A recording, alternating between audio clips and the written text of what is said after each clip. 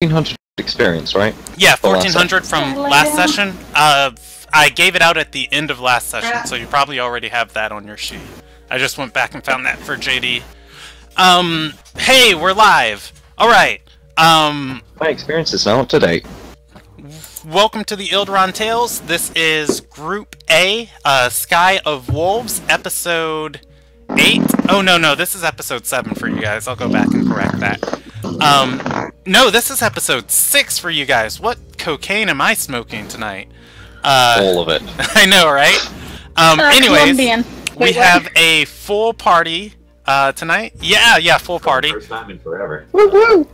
And I am going to recap as quick as I can. Your guys' last session, you just finished fighting Birion. You guys sunk his boat, looted his boat, sunk his boat, looted his corpse, added a new member to your party, went back to the inn to celebrate. In the midst of celebrating, there were lots of concerns and woes and other things shared by your new companions. It seems that the thieves that are helping you out, the Blue Company, I believe their name is, the Blue Band, they are in some serious financial trouble with the Merchants of the Ruby, and that is the reason they're taking some of the jobs they have been taking. Malik gave them an out to their troubles, offering them a chance to work for Elena, who is the daughter of one of the richest people in the world. They happily accepted it at the price of 2,000 gold per head hired, and there are a total of 4 of them. Have to do math real quick. Yes, there are 4 of them. So that would be 8,000 gold shelled out of Elena's pocket, if, of course she accepts them. Malik told them they're hired. You guys exchanged a couple more pleasantries and intimate conversations, talked about where to go next, and the party was pretty much of the mindset to go up to the Flame Gate to meet with Elena. The only one who wasn't included in that decision was Malik, who got incredibly drunk and stumbled off to bed. Majority of the party knew Malik wanted to keep hunting vampires, and that was the reason why I asked you guys to discuss, where you were going next. The Flame Gate is much further north than the town that Draylin is based out of. So it is going to take you guys off your vampire hunting quest, but you guys did decide to head there. So we're going to pick up today with you guys traveling on the roads. If I missed anything important, feel free to go back over it. Also, too, for you guys, I put Scari's loot. I put Scari's loot inside of the Google Drive for you guys, and that is a document that I have that will be I will be updating and doing stuff with consistently. She is a thief, and she has sticky fingers, so I'm not always going to tell you if I add or take away stuff from it. With that said, though, she did say... Wait, can you hear me? Skynet's generally been possessed. Alright. Can you guys hear me? Oh, there we go. In that. Quick, he's exceeding his wisdom saves for now. Yeah, alright. Here we go. I opened something on my computer that I shouldn't have opened. Can you guys hear me now? Yep. Good. Legit. Anyways, I put Scari's loot for you guys on the Google Drive inside your folder. I am not always going to tell you guys when I update that. She has sticky fingers and she is a thief, but she is within the control of the party. She has all of Birion's gear on her. She carries it in a sack over her shoulder that she randomly switches off with Anston holding.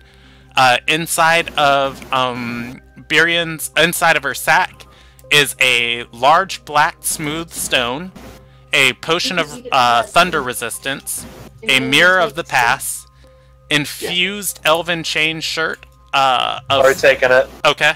Of frost and fire resistance. And you can look to the wiki on how that works. I'm gonna delete it out of her bag. An infusion kit. Quarterstaff +1. That can serve as an arcane focus for either Malik or Roic. A sea stone compass. It points in a different direction than true north or and that true north or a magnetic compass would point in. And then chaotic neutral candle of invocation, a cloak of billowing, and 2 potions of greater healing.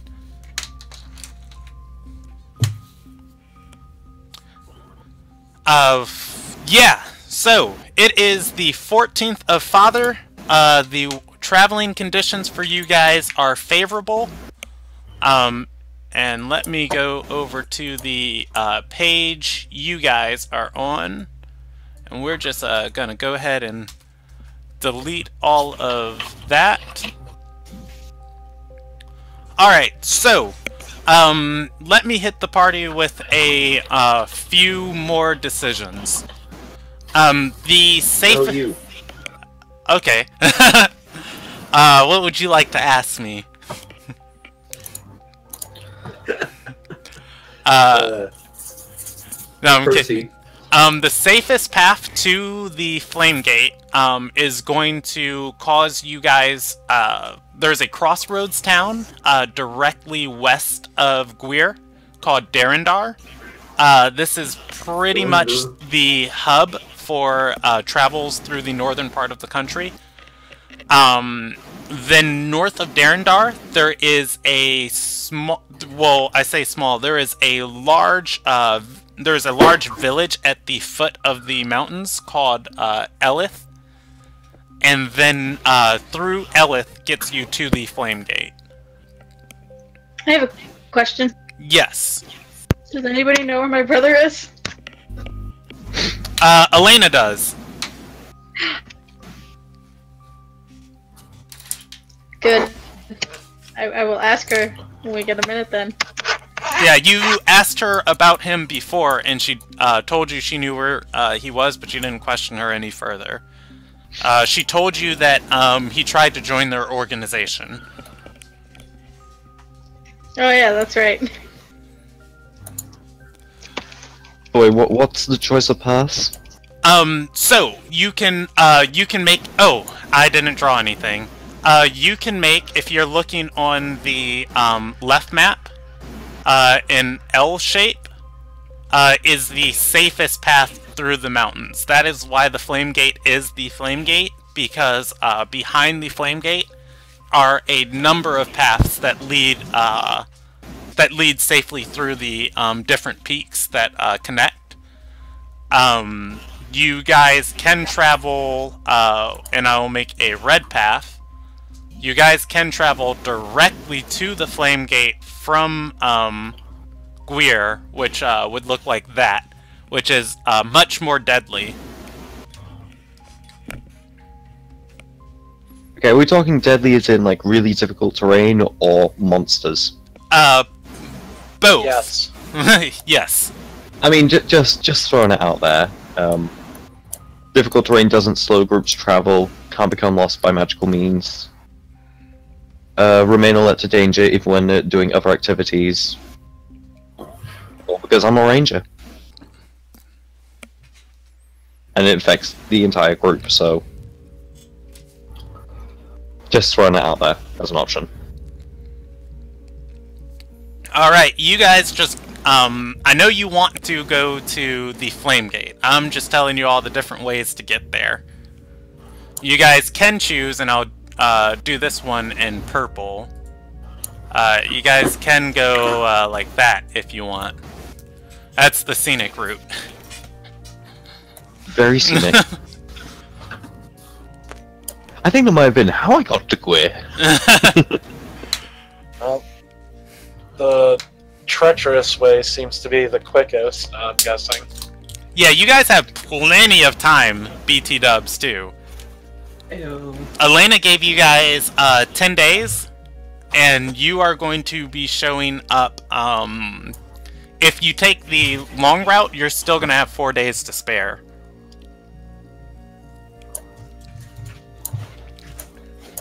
I may not be able to play this in tomorrow.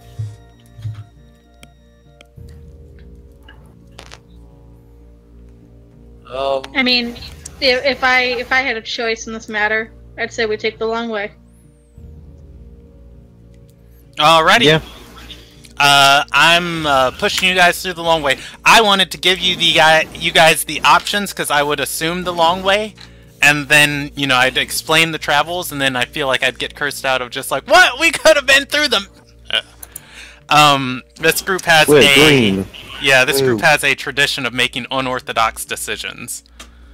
That's why we're picking the scenic route. Alright. For your travels, let me get one more percentage die. As you are traveling on the road from Gwir to Darendar is very, very populated. You guys are going to see somebody traveling in the opposite direction, and let's go to happier music. This feels so ominous. Brandon. Yes.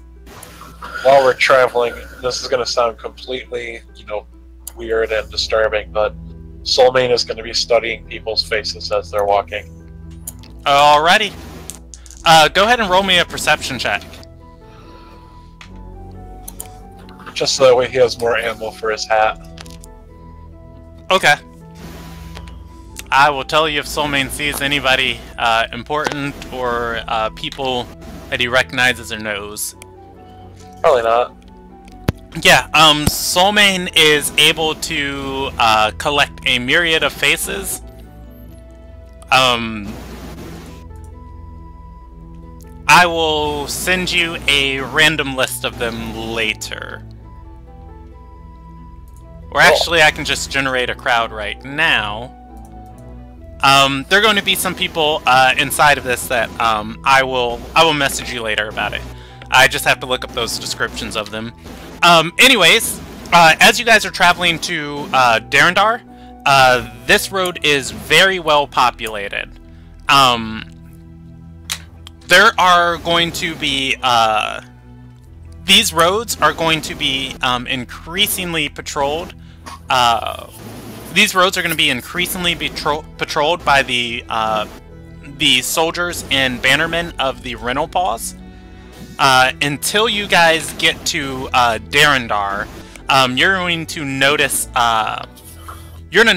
the patrols kind of thinning around the city. Darendar, as you guys arrive, the forges and everything is alit inside of the city. There is smoke bellowing from the town. This place is a crossroads town that normally people just pass through. It is jam-packed with people by the time you guys get here. We get there in 1 day's travel. You get here in 2 days' travel. So it's the 15th now? It's the 16th of Father, or of Priestess. So yeah, just gonna throw it out there. I would may look really comfortable just lying on the back of Kara, with a bit of the straw in his mouth, but he seems really uncomfortable with the amount of people around. Okay. Just throwing it out there. Do you guys want to stop and do anything inside of Darendar? Now Darren, that's Elsie's last name. Nikiran, there we go, that one. She will inform you guys that Darendar is IKEA a Swedish company? yeah. She will inform you guys that Darendar is a massive trading hub. with lots of different cultures in it.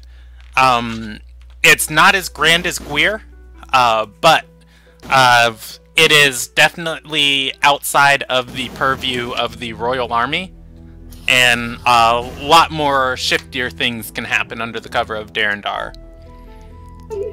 Is Malik present? Everybody's present. Everybody's traveling through this city. I'm just asking if you guys want to stop here. Soulmane just looks at the I think group. we should stop here for a moment. Are we staying the night here? Do we have the additional time to, is the question. You do. It is currently the 16th of Father.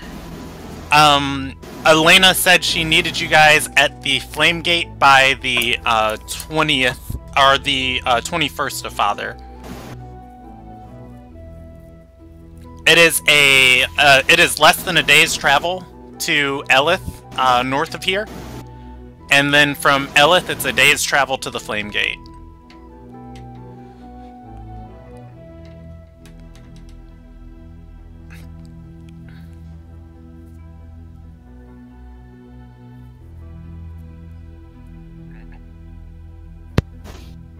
Soulmane will just look at the group and say, if we're staying here the night, I'll find y'all tomorrow. And just kind of wanders off. Alright. Very well. We'll stay here, but it must be off. First light of morning. Okay, so you guys can spend a day inside of Darendar. Oh my gosh, I get to pull out my Darendar map. This one is not on roll 20, but I've got this one in my notes. Oh, the beauty that is this city. Alright. What's Soulmane want to do? Just looking for a bar. Okay. There are 3 major ones inside town. There's a small keep in the middle of the city, and this city actually has a city wall around it. The gates, however, are completely open. There isn't actually anything in between the gates that would close them. He's just looking for the most, like, out of place, out of the way bar. Alright, that's going to be on the south side of town.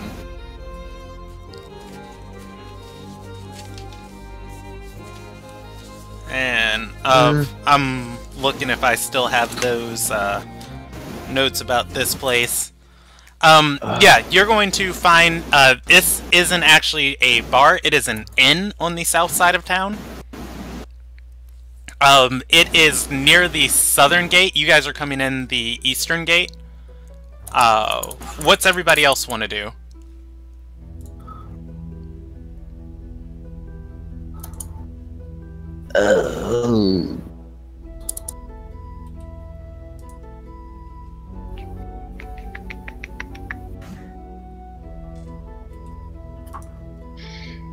Elsie's just gonna head on bar as well. Okay, you gonna follow Soulmane?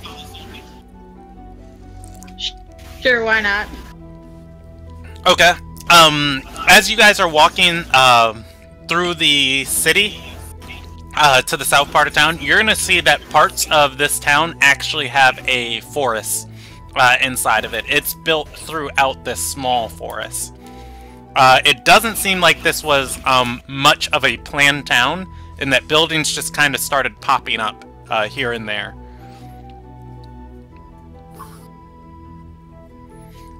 What's the rest of the party doing?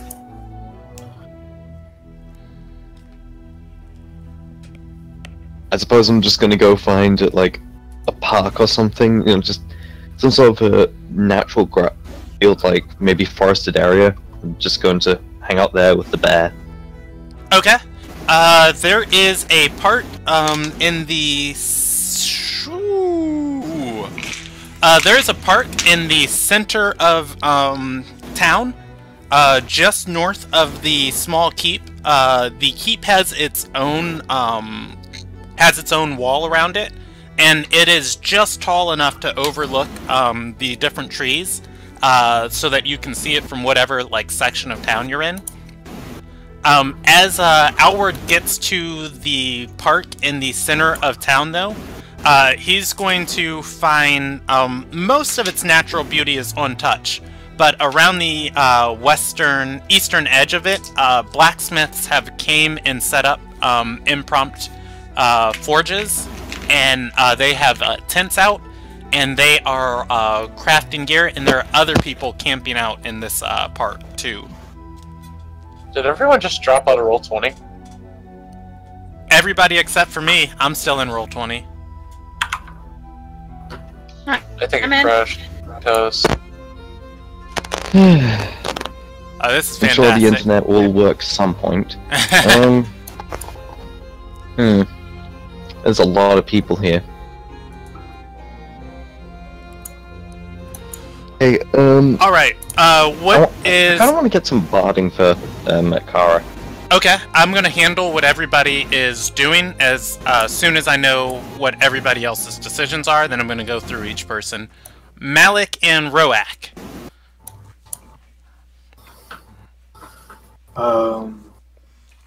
Roak's probably gonna just get a room and take a nap. Alrighty, at the end that Soulmane and Elsie are going to, or so you want to go someplace different? Just wherever everyone else ends up. Okay. And Malik.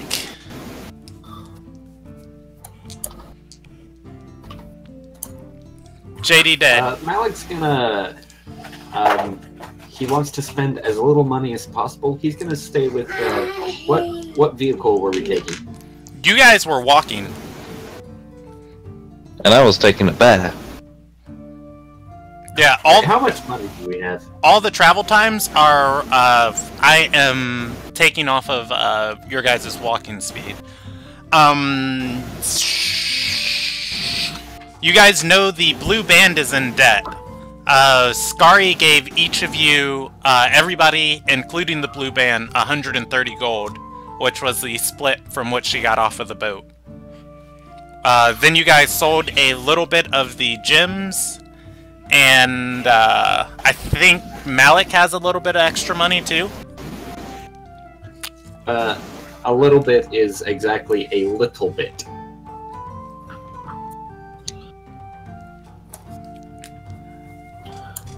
Yeah, you guys have stuff you can sell, or you can pull together your resources, and I think between the party you guys have somewhere near 2,600-ish gold. Alright, I'm looking at vehicles for a second. You're looking at what? Vehicles. Okay. That is something, a caravan is something you can pick up in Darendar. Would Malik want to go look at livestock?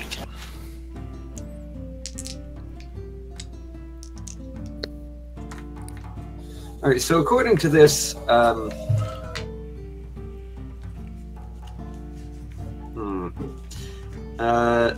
we'd want draft horses to pull the wagon, or something similar. Let's see, it says a carriage is 100 gold and a draft horse is 50. But we could just go with a wagon if we just want to, like, lay people out on bedrolls. I assume everybody has a bedroll. I have a bedroll.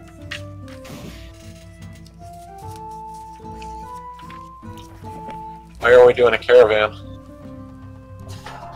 Because it's faster, and also because I'm an adventurer of semi-acquired taste, and I don't like walking. Hey, that is respectable. Malik is working for the upper class now. Yeah. Well, don't let it get to your head. Trust me. Well, who knows what could happen. Nothing gets into Malik's head. I mean, Soulmane's not there, but I will. Soulmane's not there, but I will throw out there. You do have a bear to pull the wagon if you want. Sure. Yeah, but bear with also- 17 strength. How much does the bear weigh?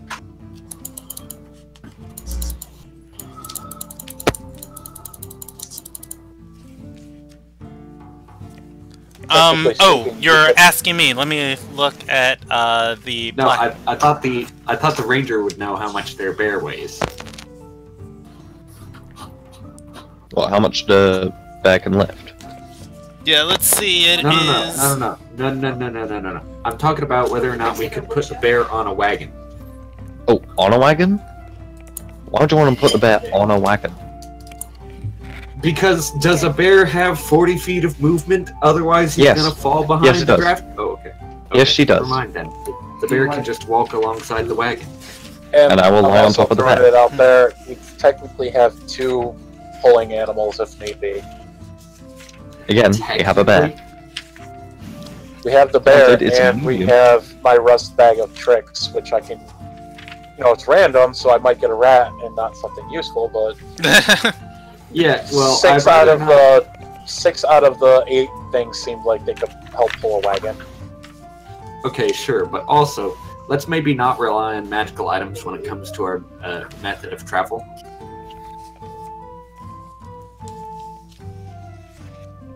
Like, I know it would be convenient and cut costs, but also, we might want to use your bag of tricks for other things. And if we run out of uses, then, Like I said, Soulmane's not even there, so I'm just saying this out of character. Okay, so 2 draft horses have a carrying capacity of 540 pounds. So put together, let's see, that would be half again additionally, because trust me when I say I know what horses can do. So that's going to be somewhere around 1,500 pounds. Okay, so between everybody, Yeah. I think we weigh 1,500 pounds. Hey, let's go ahead and see. If you properly get this carriage, by the way, a carriage, I'm just looking up statistics on carriages, can be pulled between 10 and 15 miles an hour. Your guys' current walking speed is at 8 miles an hour. So you'd almost be doubling your travel time. Precisely. Let's see. Outward does not have a weight listed. Would you guys like me to roll your weights off the table for different races? I mean, as far as Thank you kindly, I have my weight rolled. Okay. well, as far as the wagon's concerned, I just travel around on the back of the bear, so my weight doesn't even come into the calculation. However, I will be tossing that out. Okay. I'm pulling up Elsie. Do you want me to roll Elsie's for you, Kaylee? I thought it was listed, but if it's not, go ahead and roll it. Alright, let's see. Age and weight for humans is... Between me and my gear, I've got 300 pounds. Oh, she's not human. Say it again? She's not a human, though. Oh, yeah, she isn't. She's a tiefling. Oh, that's great. Alright, 120 pounds, with a 2d10 modifier. Alright.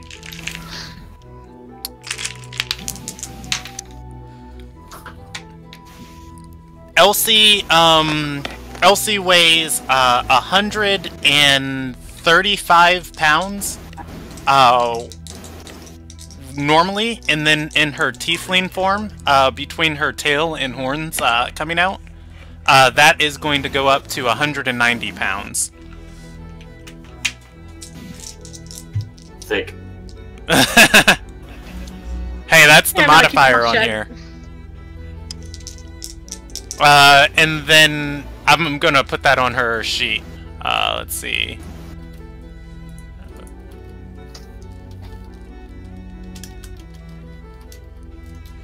Alright, and then, who is next? Roak! Oh gosh. Right, flies. Is... Is he going to have a flight speed to keep up with the horses? I don't know how fast are the horses. Just their strength puts them between 10 and 15 miles per hour. Their land speed is 40 feet. Yeah. His flight speed is like, I think it is 40. So yeah.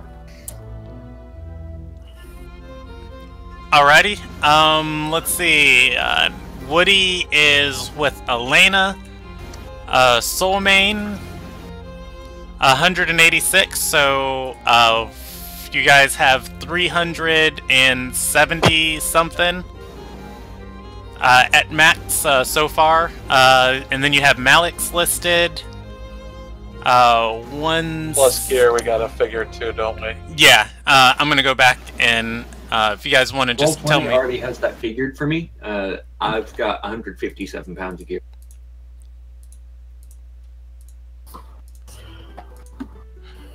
Malik's weight is going to go up too when his tail and horns come out, BT dubs.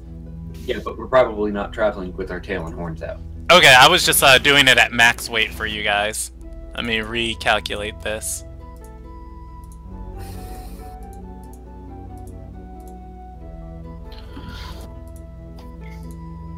You know what? I'm gonna sidestep the problem.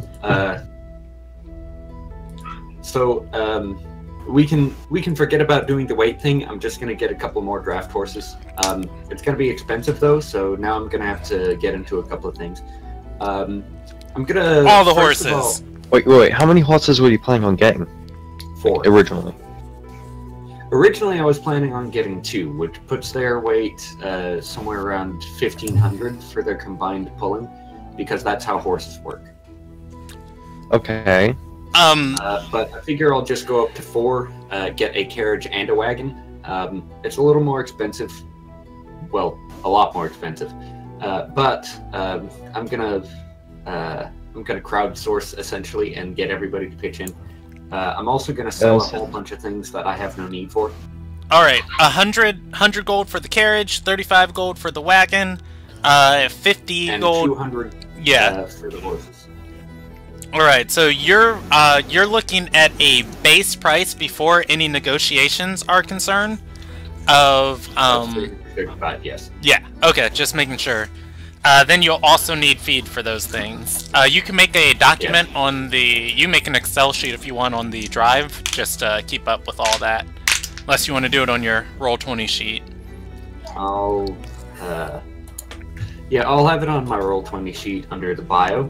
Okay. Alrighty, so Malik goes looking for horses.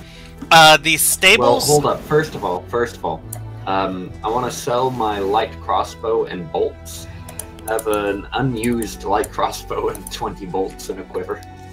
Why you gotta go and do that? My light crossbow is 25 gold listed in the manual.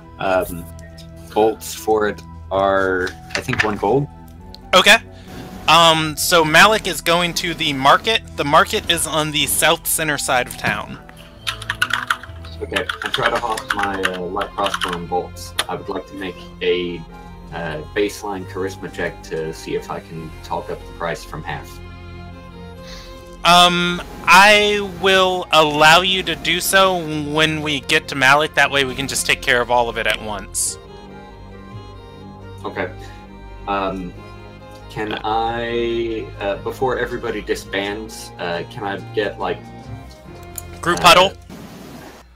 Yeah, can I get a group pool? Because I'm willing to go all in on this. I've got 200 ruby pieces. I've got 200 rubies. I've got 208 gold. Okay. Yeah, so this can happen before everybody disperses. This is why I was asking which direction everybody's headed into, and then, I'll handle, like, each person there. So, before the party heads off in what you guys have enlisted, Malik is calling a meeting between all of you.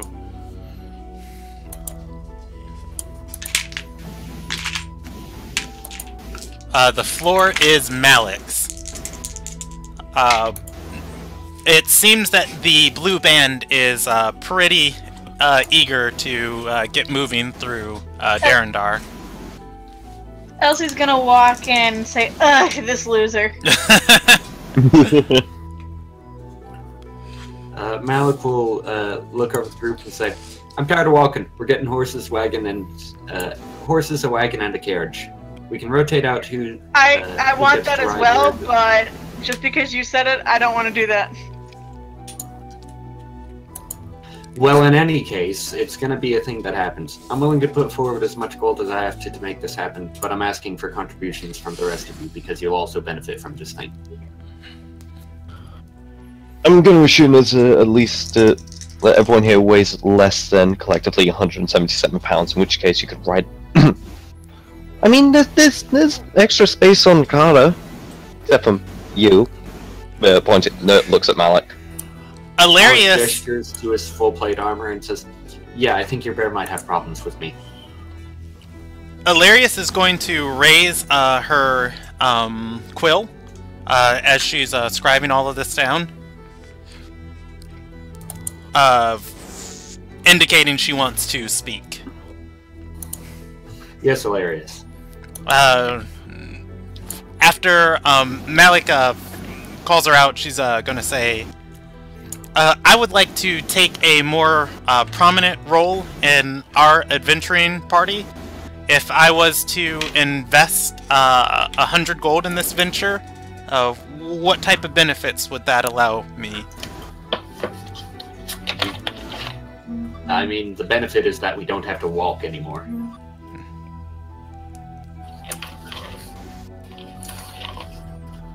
I guess if you invested 100 and nobody else invested as much, you'd get to ride inside the carriage at all times? She nods and says, I'll invest 105 gold if you can etch my name on the side of the carriage. Malik looks at... Malik takes the money, nods, and then thinks of the knife in his pouch. Hilarious! I'm just... He then considers he doesn't know how to spell her name. I am imagining just like the most like dank wood carving ever. Soulmane drops a bag of 50 gold on the ground and walks away. Sweet. Alright, so yeah, you have 155 additional gold. Yeah, Malik will say, write down your name so I can get it, like, I don't know, inscribed on a plaque or something. She does so on a extra sheet of papyrus in her book and tears it out and hands it to you. It is, well, I mean, I'm assuming you know how to spell it actually, right?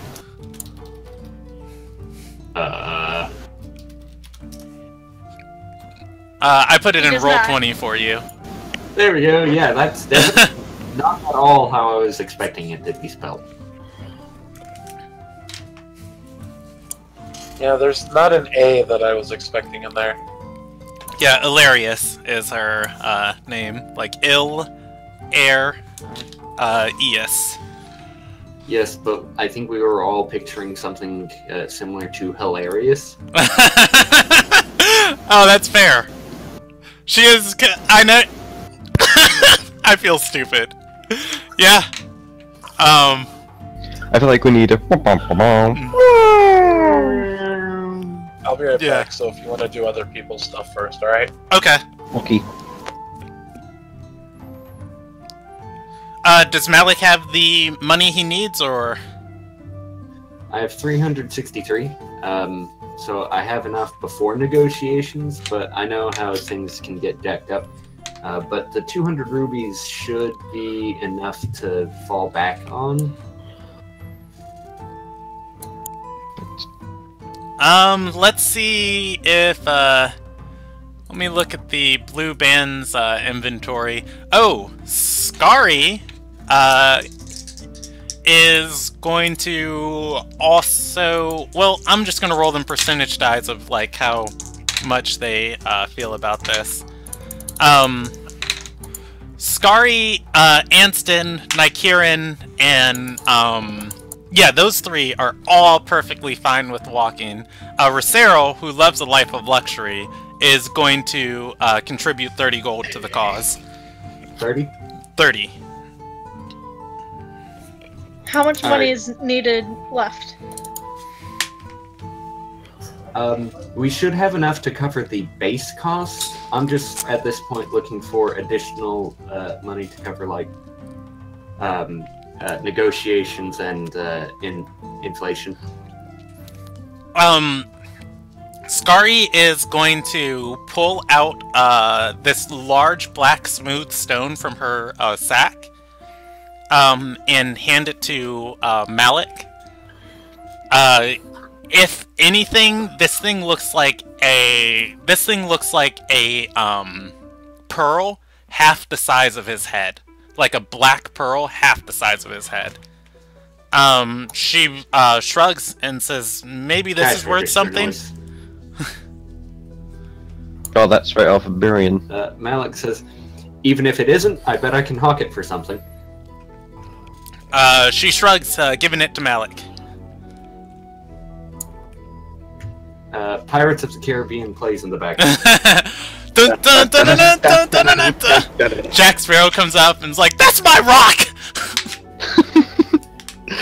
I really wish I was a What are you bard, doing with my rock? just so I could do it. Pirates of the Caribbean. Alright, you can add okay. large black smooth stone to your inventory. I'm deleting it out of Skari's loot. I added black pearl. It is not a pearl. BT dubs. It is shiny though, so it looks like one. Alright, so, everybody is going to go in their separate ways, and I guess we'll just handle Malik first, since pretty much where he's going and where Alward are going are equidistant, and you've got all the math in front of you. The market to sell your goods is going to be on the south side of the city. However, any stables selling the amount of horses you need are going to be outside the city. So I'm assuming you just want to go to the south side first and sell off the crossbow and the other things. Yeah. Alright, go ahead and roll me that persuasion check to try and convince somebody to take this for more than half price. AOA! Charisma Alright. is my highest score. So, there are a lot of people in town. There are a lot of people in town trying to... well, there's a lot of people in town preparing for war, basically. Like, Malik goes and, you know, expecting a little bit. He's going to be able to... he's going to be able to sell this thing outright for full value, near immediately stepping into the market district. Can be used for everything from murder weapon all the way to simple home defense. In which case it might also be a murder weapon, but I won't tell anyone. There is a crowd of 7 people around Malik trying to buy any other crossbows he has. I only had the one. Alright, you can add 25 gold to your inventory. And 1 gold for the bolts. Oh, yeah, they buy those too. Yeah, like, here's the weapon, but I have no ammunition for it. Ardor Sarai, featuring Civil War. Get all the weapons you can. Alright, the other thing is, would people here know about the Heart of Embers? That is a very good question. You did have information from Captain Thalix that the Heart of Embers and the Cult of the Fifth Ascended both left Gwir and presumably headed east to Darendar. Okay, so I'll not hawk the Heart of Embers rope then. Still have that in my inventory. I'm going to... What's Malik's perception? Because he might notice a few Heart of Embers members just, like, openly walking around here. Because they are perception is 13. Yeah, they are definitely like out in full force in Darendar. They're not as avid or as unruly as they were in the capital, like harassing people. But you're gonna see people like with the robes, just like one or two here or there in different soul-sworn circles or venturing parties. Okay. I can probably get rid of Sarcho's MO, right? Sarchos MO? That was that. That sounds like an Oathblade. No. Sarcho's MO. It was a piece of paper that had Sarcho's modus operandi on it. You know, that guy, like, one of the first things that we did to earn some money, and then we got a whole bunch of rubies, and we were like, this is crap. Oh, you're talking about the bounty in Hellenis. Yeah, way back when. Yeah, that guy is dead. Yeah. I still just had his MO in inventory. I never got rid of it. That was like one of the the 10th person you guys killed. Yeah, right? Like, he holds a special place in my heart, but I delete that out of my inventory because it's taking up too much space. Alright, I'll go to hawk the large black stone.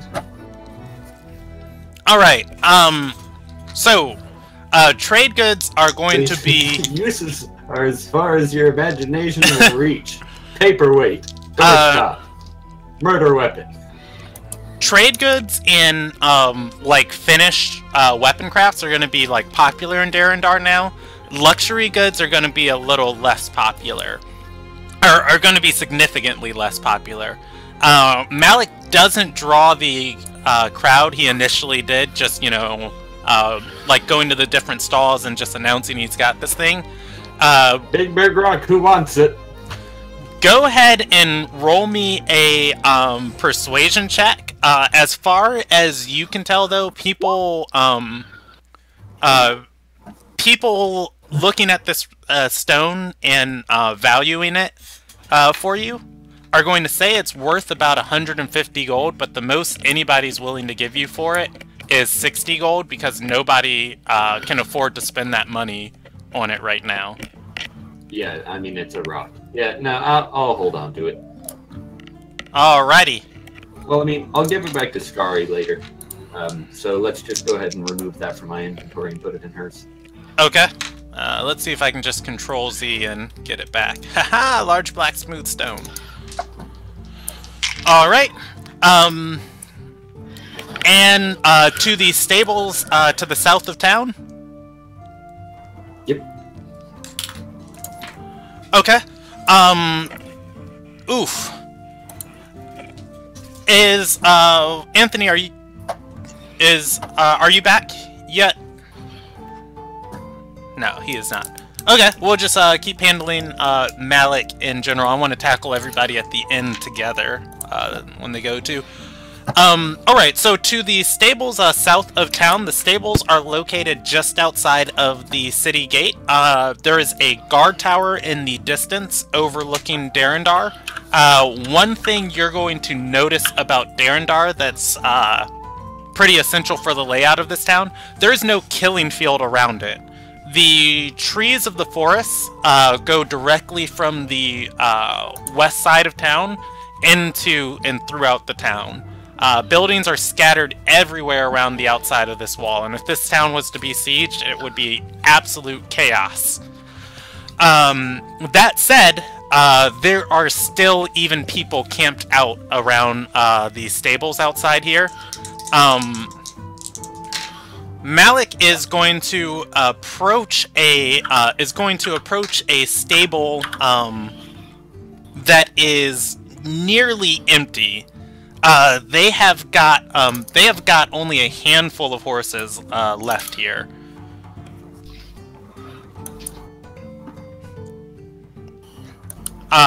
Feasibly, Malik can put one and one together that he is going to be extorted for these horses. Does he still want to go and get them?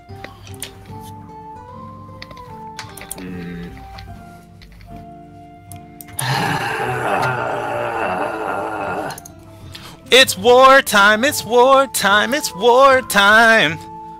At this point, it might not even be worth it getting the carriage, just getting the horses and then have people ride them. I have an idea. I don't think we should steal it.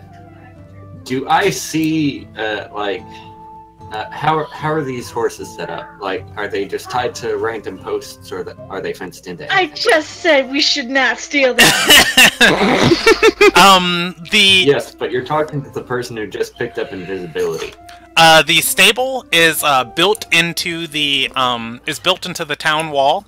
They have got probably about 8 acres of space outside this wall to run around in, and you can see the large fences of it.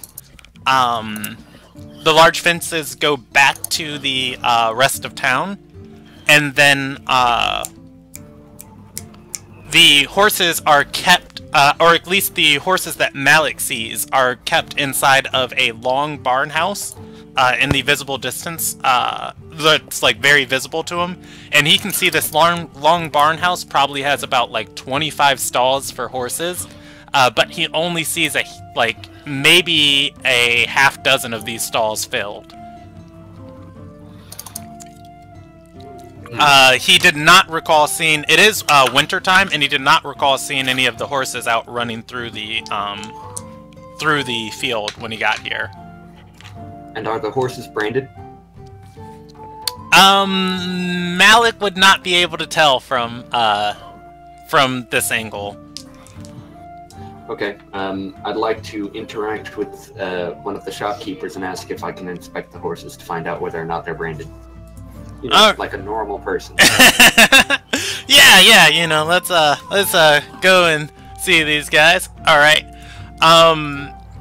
Give me 1 second to Google search horse branding, because it is not something I am familiar with. Well, I mean, you can brand any kind of livestock. Horses are more likely to get in the face about it, but... Livestock branding, technique and right... We're gonna ruin everything. Oh my god. Whenever I think of that, I just think of like sheep now, farmers will like just spray a bit of paint onto their wool, so that they can be identified as part of such and such flock or herd. Yeah, I'm just imagining how you dye sheep in Minecraft. I mean, yeah, that also works. It's a blue sheep. Don't mind me, I'm just gonna dye you down to the bone. These horses are not going to be specifically branded, but what Malik is going to notice is some of them have, Valpyr, like, I guess the easiest way to describe it would be like, reins on them, or, like small collars, and okay, each... but they can be taken off. Yeah, these are going to look very similar to the slave collars, but each one is going to have a insignia on the leather around the horse, with the brand of the stable that you're at. And I can deduce that these are probably the same kind of collars that what's his face, Stormier got put on him one time. Probably. So no stealing these horses, got it.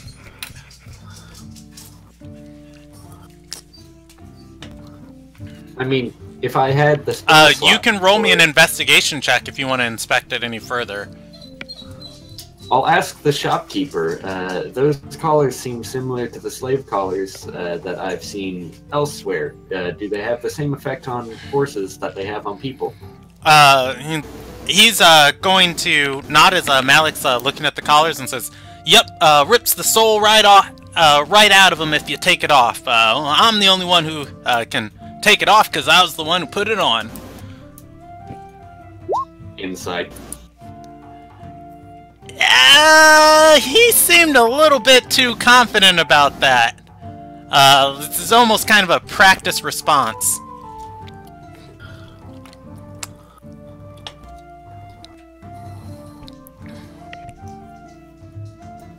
debating real hard about doing some crime. You will not steal the Come on, horses. let's get to some crime. I mean, we have a rogue in the party now. Oh, we have a rogue in the party. I don't care if we have a rogue in the party. We are not stealing the horses.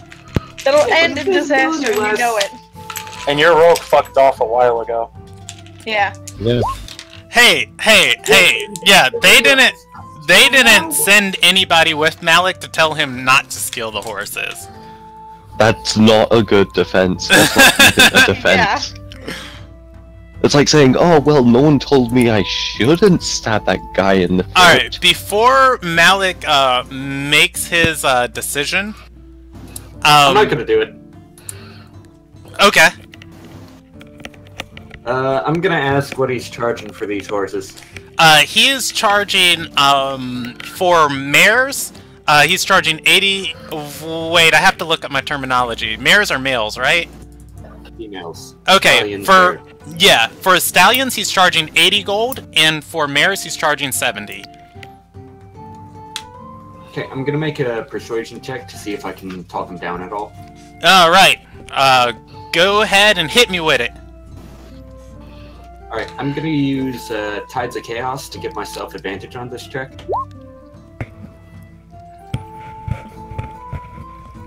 Alright, believe... oh my gosh! It was obviously necessary. I don't think he did that. Go ahead and roll me a Wild Magic Surge. You are going to be able to talk him down from a 60% markup to a 20% markup. Let's see what that's gonna be. Well, if they're draft horses, a 20% markup is going to be 10 gold. Alrighty. And it's going to be a So they'd little be going bit... for 60 instead of 70. Yeah, it's going to be a little bit more for the mares. It's going to do those for 25%. So, if Malik wants a... Malik talks a big game. He's a fancy do-good adventurer wearing armor of the Four Ascended. Best give him what he needs, you know? He's out serving the country. So, he's going to sell you the stallions for 62, or 63 gold, and then he's going to sell you the mares for 60. Which I'd like ones? to prioritize purchasing the mares, not only because cheaper prices, but also because Malik, being the son of a peasant, would know a thing or two about horses. Alright, he's got 3. And, or, no, I'm sorry, he's got 4, Oh, okay. but he's only willing to part with 3, because he's got to breed more. You know what? That's fair. But I also wasn't looking to have a harem situation on my hands.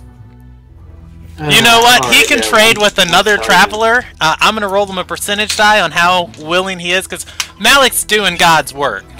He is dressed in God's armor, literally. That is true. He is, he's going to be willing to part with, all 4 of his mares.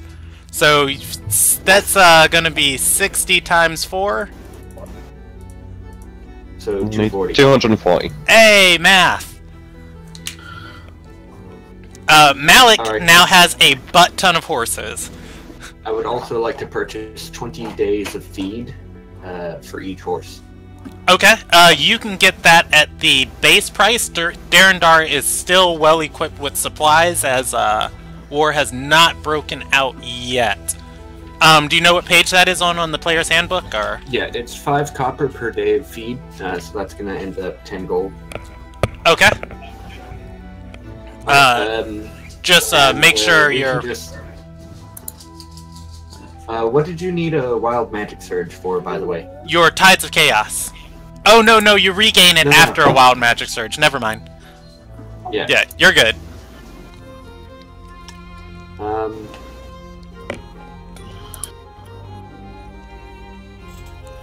That and double nat 20, that's beautiful right there.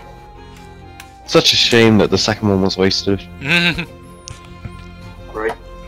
Alright, I'm gonna go and try to scope out a carriage and a wagon then. If we can just go ahead and knock that out real fast. Okay. Yes. So for carriages and wagons, there are some people bunkering down on the south side of town.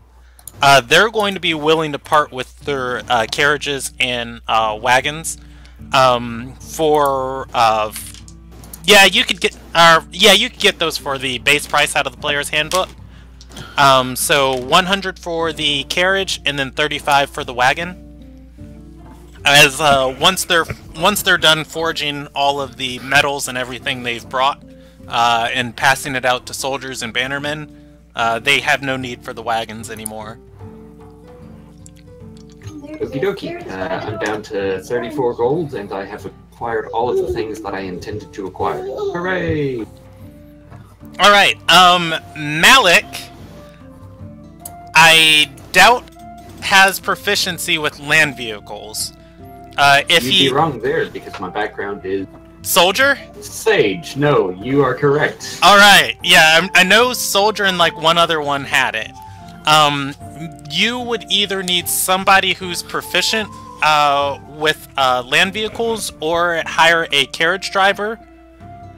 Or you can try and have Alward make handle animal checks to lead these horses as just a pack following him. Follow the halfling on the bear. You know you want to.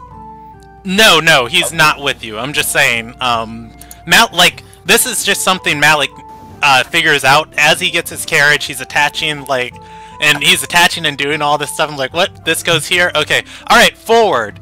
Wait, you guys don't speak. Okay, let's just whip. Okay, stop! You know, he's just gonna realize that he's not proficient with this. I believe you can make checks. Oh my god, Malik finally realizes that he's a terrible person. Yeah. That wasn't the thing that did it, but... I will rule if you don't want a carriage driver, you guys can make vehicle checks as a using a toolkit as you're traveling each time to, you know, like how well you're able to control the horses. For the time being, I'm just gonna, you know, guide them at a creeping pace all the way to the inn that we're staying at for the night. Okay.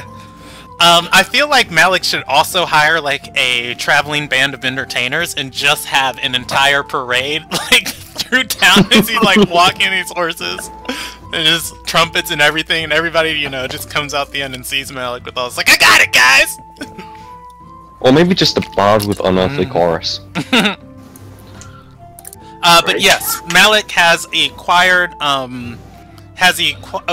his horses and, his land vehicles. Alright, for the rest of the party, you guys are at the Heroic Warden, the inn on the south side of town. This place is all but heroic. As you guys step inside of this place, oh wow. You got the first thing that is going to be super out of place here is in the front corner of this bar.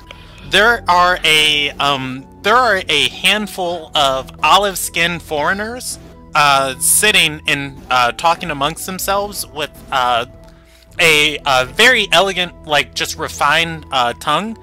You guys are going to pick them all out as Alil Nagians. They are all from Alil Nagai, and seem super out of place inside of this bar. That said, everybody else inside of here, this place is poorly lit. There were rooms on the first floor, but you can see the doors of those rooms are open. The beds have been pushed up against the wall, like flipped up on their side, and extra tables have been laid out. Most of the tables in this place are taken. Here and there, though, you can find a free table. There is a single bard walking. There's no stage in this place. This bard is walking around with a lute, singing and performing for people, just all throughout this bar. It is hard to hear her until she steps near you guys and then keeps walking around in a circle trying to entertain as many patrons as possible. Oh, hey, there's also a wooden menu for this bar. It is hanging from the ceiling and it is impossible to read. It's got a bunch of dagger holes inside of it.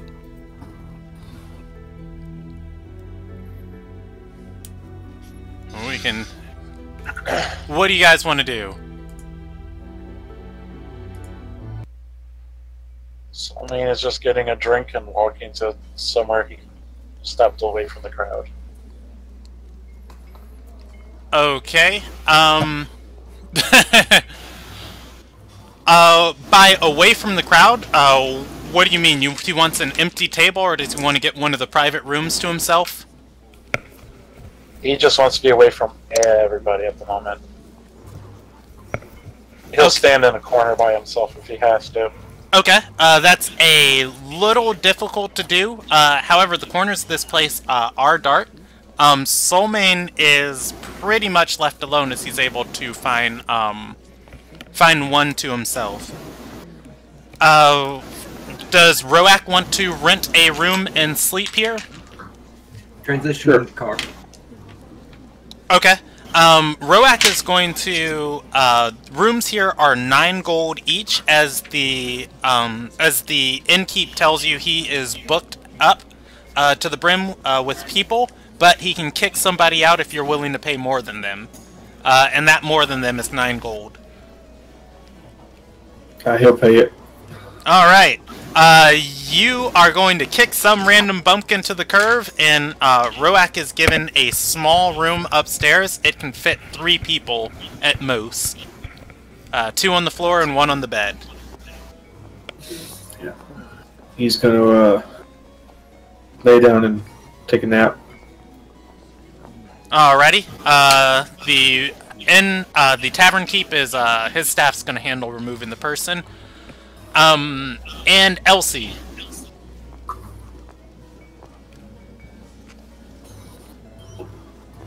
Kaylee, are you there? Alright, Kaylee's dead. Your mic muted?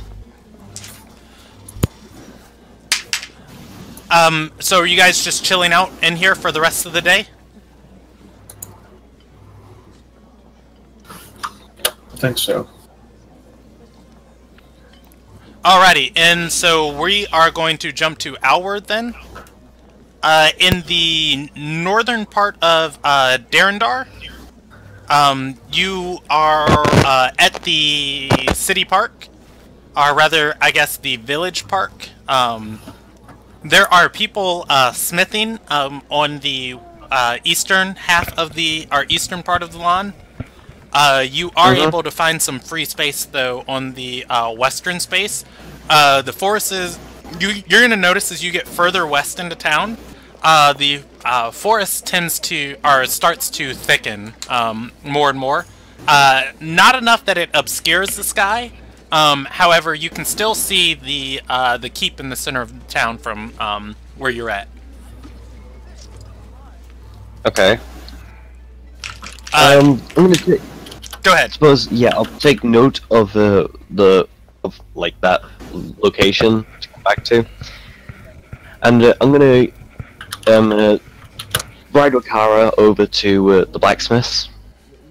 I'm going to try and procure some barding for Kara. Okay. These smiths that you find, they are from a faction called the Mountain Wardens.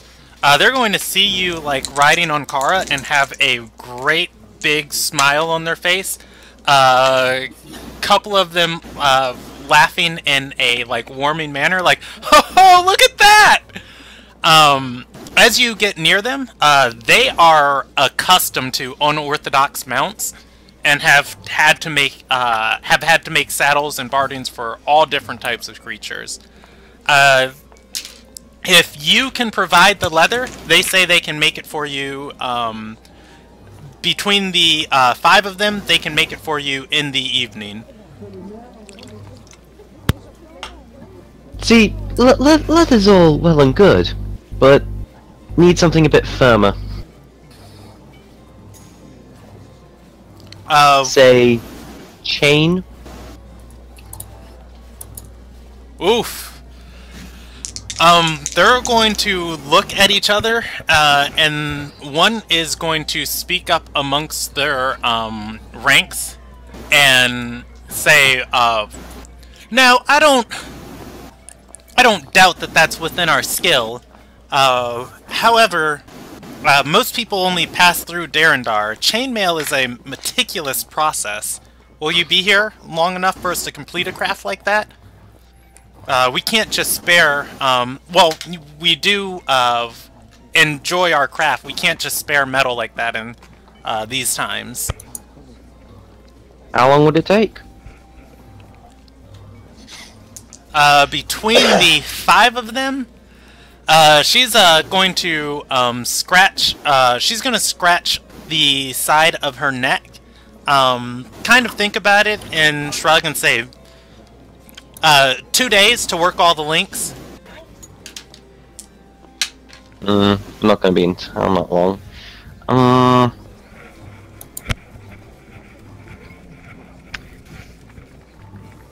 And once again, she's gonna say, that's all 5 of us working on it together.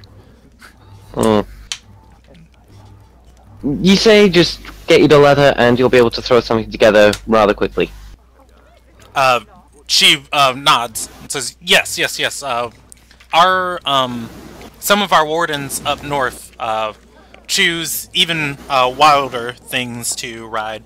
I once, saw a man, mounted on top of a worm. It was quite the spectacle.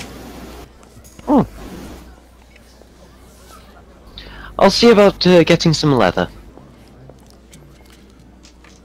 I suppose I'll see you in a bit. They go back to their craft. Alright.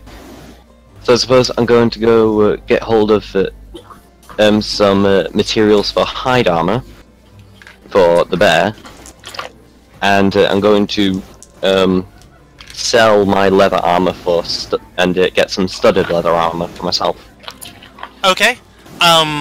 Once again, they are in a time, are prepping for a war. So you can get the studded leather for 60% of its. Well, trade goods are going to be a little bit more in supply than livestock. You can get the studded leather for 40% of its value, or I'm sorry, 40% over its value, which would be 45 times 1.4. Boom! 63 gold for studded leather, and you are going to be able to sell your leather for full cost, or for full price. Okay, so I'll just take away 53 gold for the armor, because that's how maths works. Yeah. Okay, and materials for hide armor for the bear. It was only a medium creature, but obviously it's a bear. Yeah, let's. I'm looking at the trade goods section. We're going to do that as the same for 1 square yard of canvas, although it would be a little bit more expensive than canvas. And you'd probably need about 6 yards of it folded on itself. So let's for hide armor. No, for the to cover the bear. Yeah.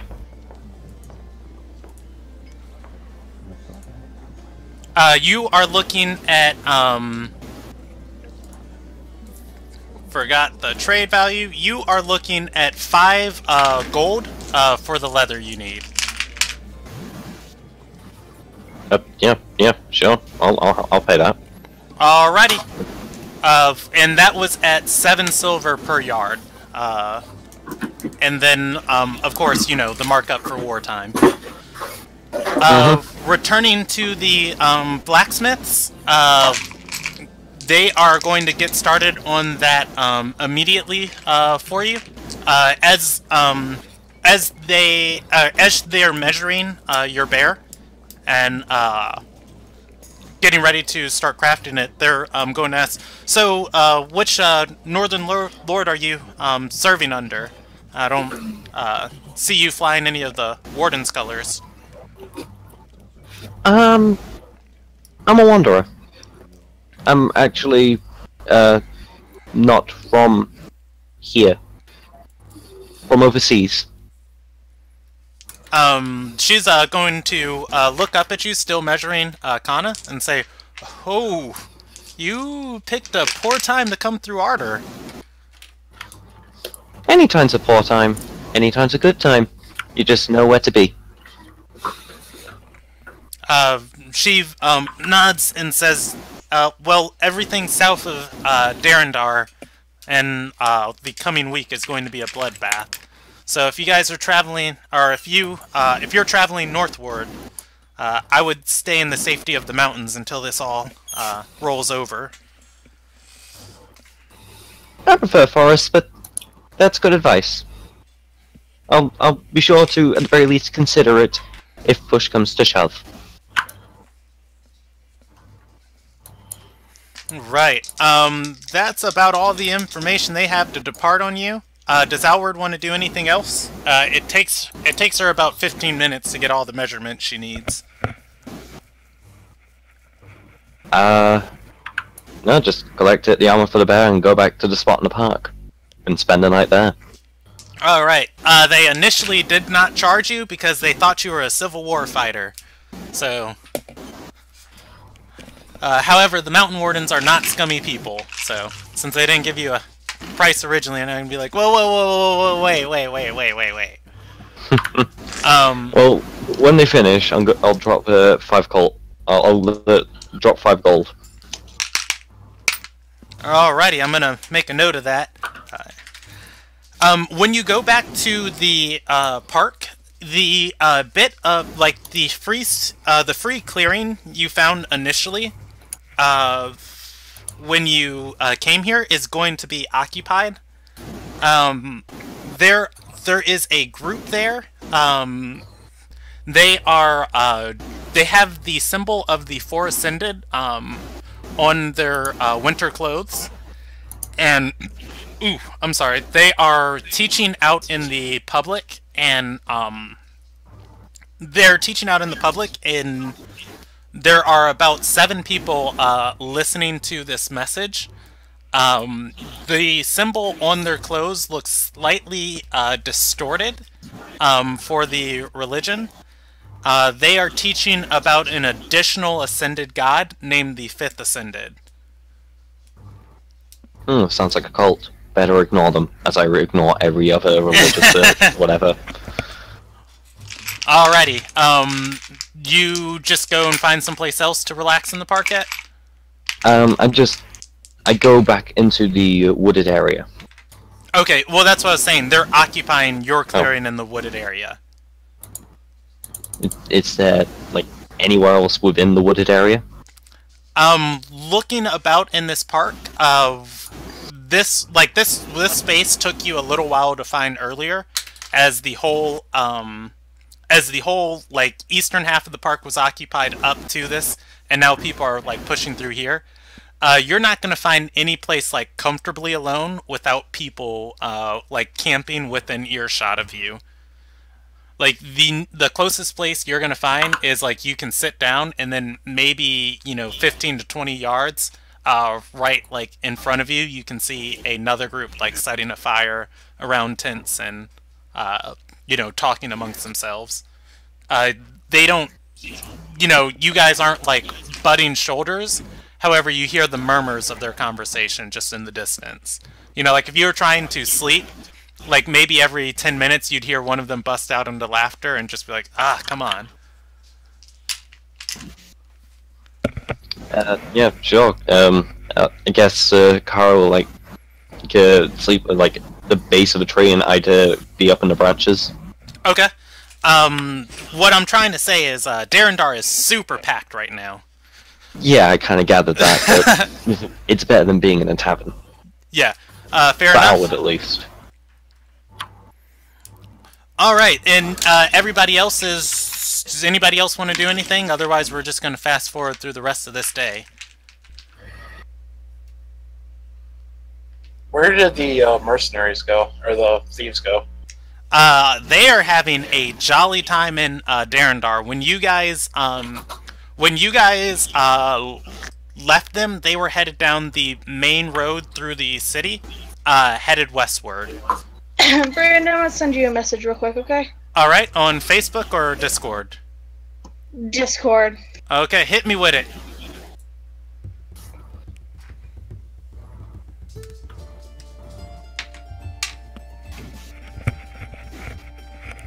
Soulmane, Oh, go ahead. Soulmane is just going to be sitting there, kind of muttering to himself. Alright, I gotta go. Okay. What's Soulmane doing? He's sitting there muttering them to himself. It being now the 16th of Priestess, and Yes. everything that happened, he's not having a good time. Yeah, this is kind of Soulmane's fault right here. Or not fault, but kind of like a result of his actions. He's got a lot to ponder at the moment.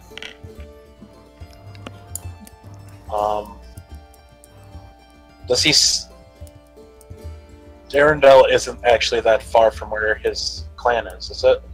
Darendar is. If you give me a second, I'll mark it on the map for you. Trying to remember. Yeah, you guys are at this small little dot. Darendar just hits the population level to show up on the map. You guys are at that purple dot I marked. Soulmane's clan, when he met them, they were traveling to Mentori, which is at that second purple dot I marked.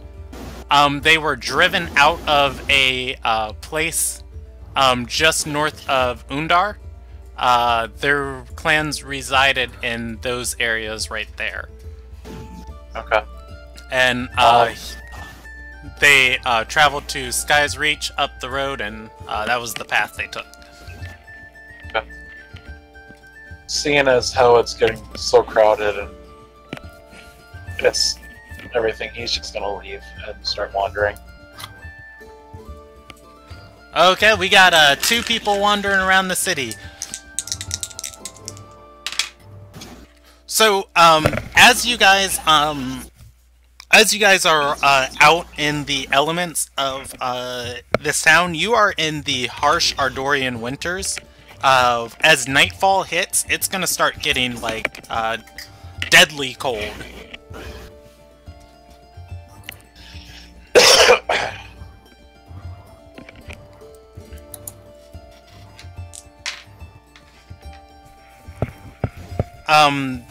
Does Soulmane want to do anything else, or is he just gonna keep wandering through? If it's getting really bad, he's gonna try to find...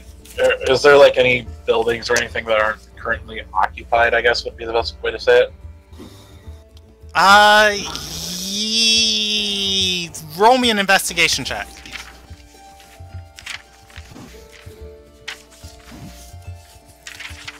Because I think you already know the answer to that question. Nat 20. Nat 20. Okay. On a 28, you are going to be able to find buildings on the south side of town that stand between two thickets of forests on the market thicket. that is kind of like the central hub where people go to trade. And then there's a residential area just north. And around both of these areas, like, the trees have not been forested yet. And there are, like, a thick packet of trees. But these form kind of like, if you think of a Venn diagram that doesn't touch, there's kind of like a little bubble of space between here. Soulmane is going to be able to find 2 houses there that seem mostly abandoned. However, inside of there, he's going to find people, but they don't look like residents. And refugees isn't the proper word, it's squatters. There we go.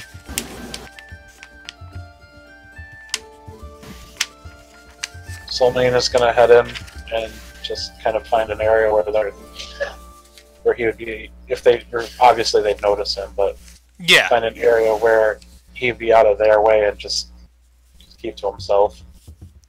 Okay. Kind of acting like one of them, so that way they don't bother him. Alrighty, he is, as he comes in and settles down in this building, he's going to notice a large number of these people are Terai. They are mostly pleasant to him and don't bother him. There are a couple suffering from the hunger. And you're gonna see these people like trying to comfort the ones that are. However, you know, just being alive around Terai, like, they don't instantly know, like, oh, he has a soul that I can eat. But he is going to know there are a few in here suffering from the hunger, and then as he settles down for the night, he is mostly safe.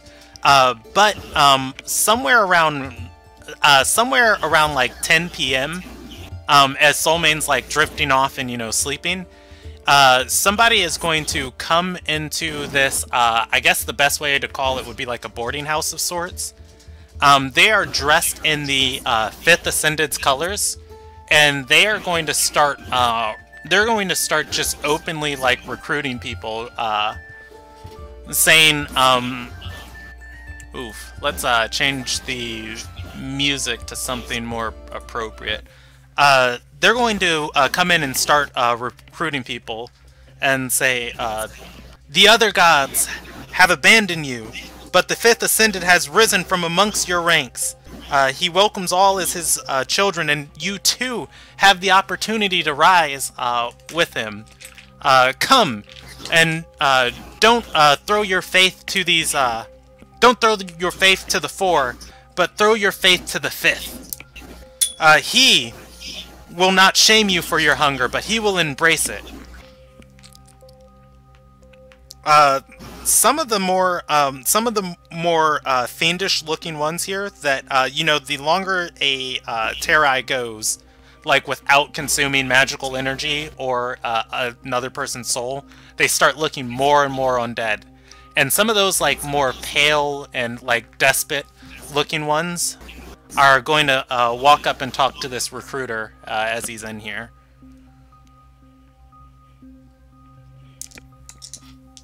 Soulmane just kind of ignores it, but keeps his hand on his rapier just in case. Alrighty. As this goes on, after they recruit the first wave, they're going to go on and say, war is coming to your country. Whose side do you serve? And after that side wins, what will they think of you? At that, a few more are going to look amongst themselves and gonna say, and he's going to continue and say, the 5th Ascended needs not only believers, but those willing to fight too.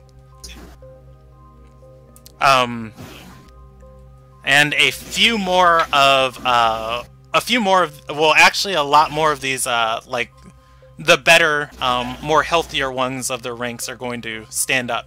And he's, like, this is going to go on probably for nearly an hour. and he's going to recruit half of this boarding house. Each one he gives them robes and a sack of food, and they are going to leave out in a procession around midnight.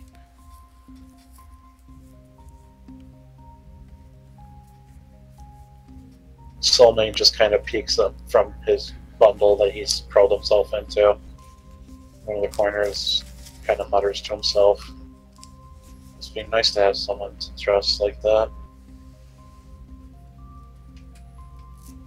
I'm gonna see if anybody notices here. Yeah, everybody else in here is, you know, the most skeptic of the skeptics, who are just like, yeah.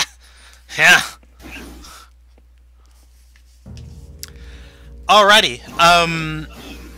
Otherwise, for everybody else, the night is going to pass pretty much uneventfully. It is the sunrise of the 17th.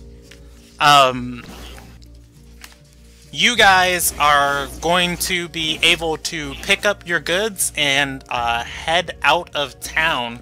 What was that decision for Malik? Is he just going to be rolling... Is JD still here? I think he switched over to his phone. Is Malik just... muted, so... Yeah. Is Malik going to be just having the party roll proficient or land vehicle checks for this carriage, or is he going to hire a driver?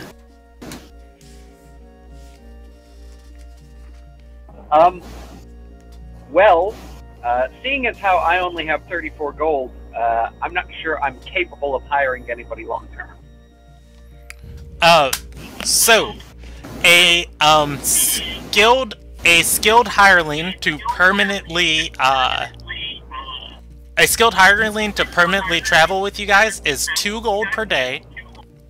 A coach cab to drive you guys around between towns, like if you're just like, hey, we're headed to the Flame Gate, can you take us there? You can hire 1 person to do that, and they charge 3 copper per mile. Well, that kind of adds up quickly. Yeah, let's see, that is 85 miles. Let's look at this real quick. Wait, 85 times 4 copper. Yeah. A lot. 004. That is going to be 34 silver. Oh, that's 3.5 gold. Right. That can't be right. Okay, hold on. Let me try that one more time, because I was Yeah, copper is a penny, so that would only be 0.04. Yeah, that's going to be 200 and let's see, 84. Or no. 90 miles, because it's 2 hexes. So it's 90 times 3 copper. That's 360. Yeah, it's 270 is the number I'm getting for 270 copper. Wait, is it 3 copper a mile or 4? 3 copper a mile. That'd be 2 gold. Yeah, sorry, 270. Yeah, 2.7. Just under 3 gold.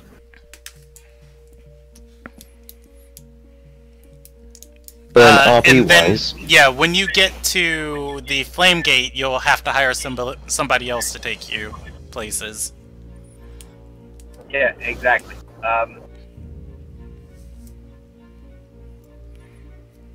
You know what? Let's do that for now. That seems cheaper, at the very least, in the long run.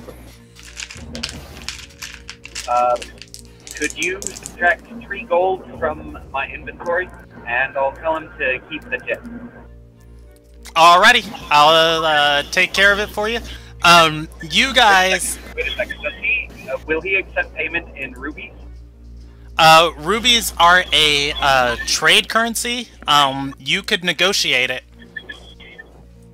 If for rubies he wants 5. Okay, yeah.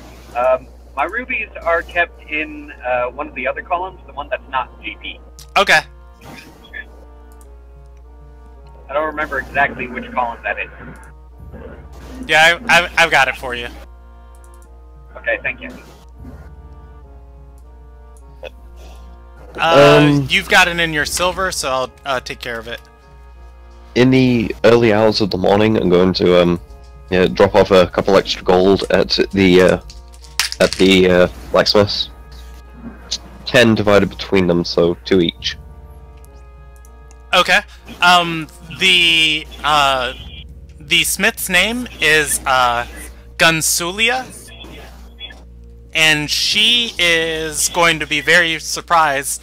And as you pay for their labor, she's going to like run her hand through her red hair and say, "Wow, we're just here serving our country." When If you took time to serve me. uh, Besides, it's good. So All right. looks good. She is more than ecstatic. Also, these blacksmiths look exhausted. However, even by the time you get there, they are awake and working again.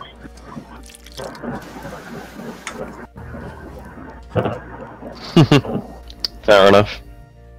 Just wondering, did they look hungry? No, they are well provided for. Oh, okay. Other than, time. Well, nothing I can do about time. If it was food, I would have just given them some good berries. Anyways, you guys, decide to, leave town. Oh, I'm sorry, I phrased that like a statement, but I meant, that is as a question. I mean, I'm done, so I'm gonna go, back to where, they said we were gonna be meeting.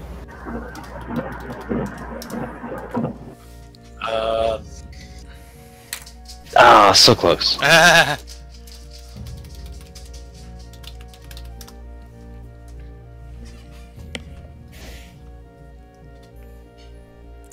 There is a main square inside the center of town, right outside the keep of Darendar.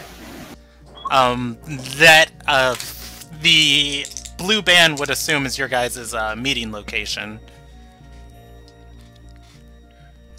Well, if I see them, I'll probably just, chill with them. Yeah, you'd be able to see them in the distance actually from this smithing setup. Because this is in the clearing part of the park. Yeah, walking up to the smiths, the blue band. You are going to see that they are extremely they're extremely satisfied you guys decided to stop inside of Guir. As Alward joins the party, Anston is Racero is going to smile. He now has a set of fine clothing, and he has 3 ruby amulets around his neck. And he says, "Haha, that's looking nice on your bear." Well, thanks. Say, what's with the bling? He's going to look over at Skari and says, and say, "Well, we had a nice little run of the town and some of our usual locations. Stepping away with a little bit more than we came with." I would just roll his eyes dramatically, but in an obviously I don't really care kind of way. Well, you do you. Seen the others? What's the rest of the party doing? Are you guys headed northwards to leave the city?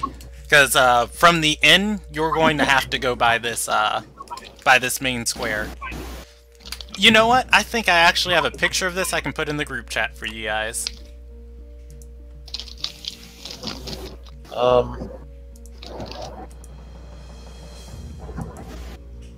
Soulmane will just been wandering once morning hit.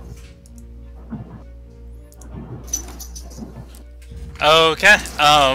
Is he looking for his party, or is he just wandering aimlessly? A little bit of A, a little bit of B. Okay, I'm gonna just roll a percentage die. Malik, Elsie, and Roek, leaving the the heroic warden. Leaving the heroic warden in the south. Those Alil Nagians are still there, by the way. It doesn't seem like they were just things you guys are able to put together like passively. It doesn't seem like they were passing through and were there. This kind of seems like a post for them. They have the same exact table, and it seems that they're paying more attention to the people coming in and out of this inn. Once again, they stand out like a sore thumb, or just like blatant swash of green paint on a black background. They exist and everyone knows it. Exactly. A Lil Nagian fashion is ostentatious, it's flowy, and it covers very little. And Ardor Sarai is a country of warriors, and Alil Nagai is a country of politicians. So it's just the aura around their table is 100% different. Anyways, JD, I'm assuming Malik and everybody else heads north and leaves town? Yep. Okay. You guys are going to come across the rest of the party, and you are all mounted up. Roak today does not, in the 16th, he did not see any specters. On the 17th, he's going to see Dryderius, and he's going to see Desmond. However, neither one of them are talking today. Blessed silence.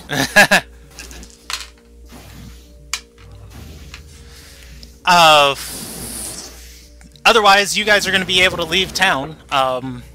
The Blue Band got all their checks pretty nicely so that they don't have guards headed after them. Did I manage to find them? Time. Oh, yes. I rolled a percentage die for you. You got a 47.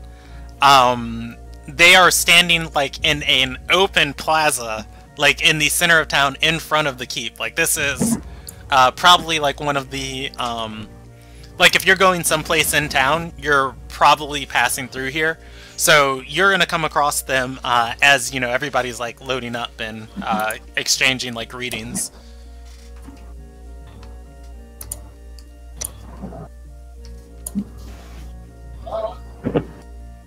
Greetings Soulmane exchanged. will just climb into one of the carriages. All right. Inside of the carriage with Soulmane is also Skari and Alarius. The whole ride northward to the city gate, they are talking back and forth amongst themselves, and Alarius is taking notes as she's saying and describing stuff. It seems that she is talking about. It seems that they are talking about the different people Skari robbed while she was in town, and the conditions of some of the nobles here, and just the general state of the city. They both mention the Fifth Ascended.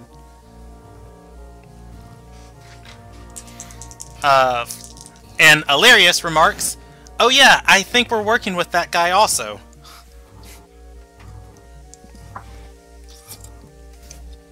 Solmane kind of looks at her, then looks up, because we have drivers, right? Yes, you have a carriage, coach cab. He looks over at her. You really need to learn to shut up when people are around that shouldn't be listening.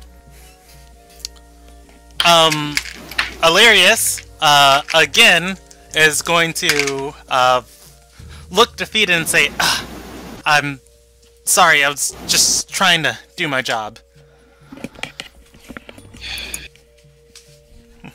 Hey, Solmane does something very weird. Like that. Solmane, seeing that she looks defeated in this, he sighs very heavily, looks at her, and says, "I'm sorry. It's not you."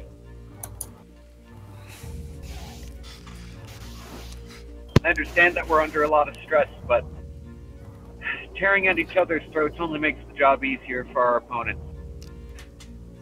Yeah, Ilarius is going to look like very surprised at that, and she's going to write in her book, 17th of Priestess Solmane apologize. Wow. Ilarius, put down the book for a second. I actually want to talk to you.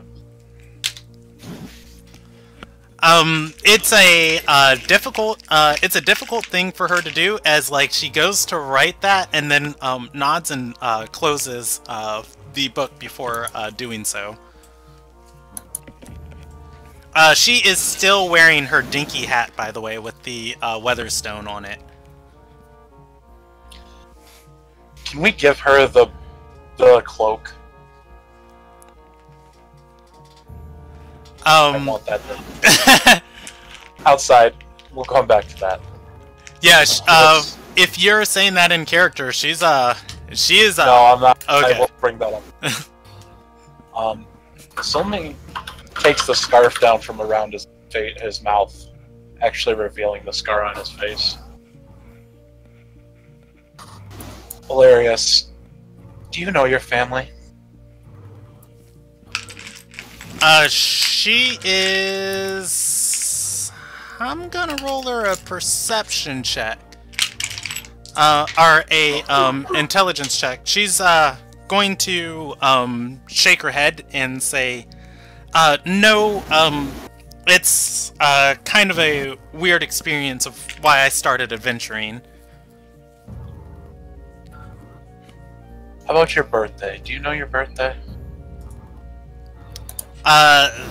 That, she is going to, nod to, and, she's going to, repeat it, near instantly.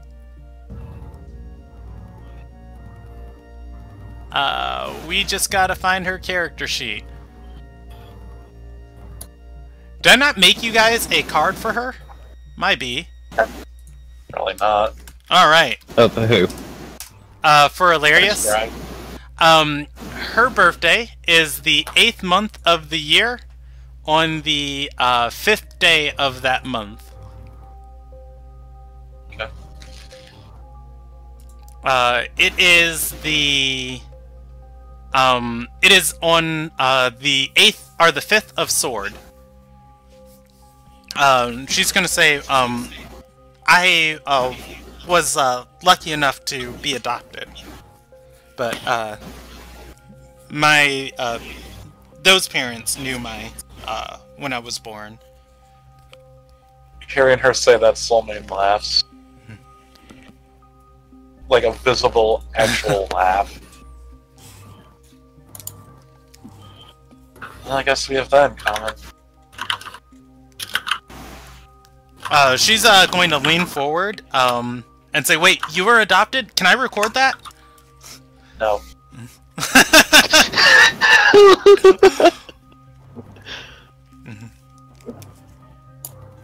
All I know about my history, my past, and my parents is my mother was killed by the clan that adopted me. And instead of taking me to the person who hired them, being my father, they kept me. trained me. I don't know who my parents are. Well, I didn't. Sorry.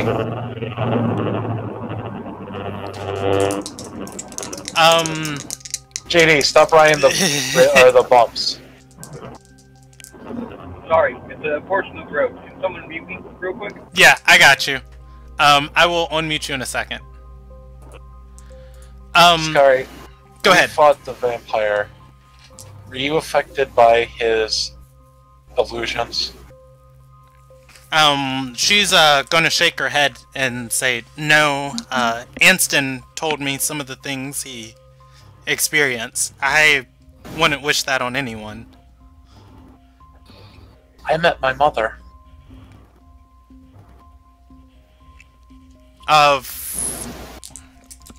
Hilarious. At least that's what I think.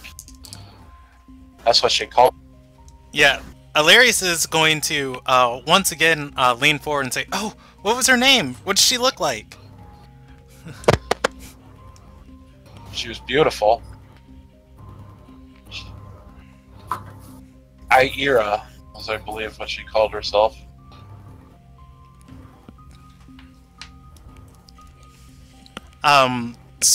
You see Hilarious like actively clenching her hand around her quill, like not to open up her book and write.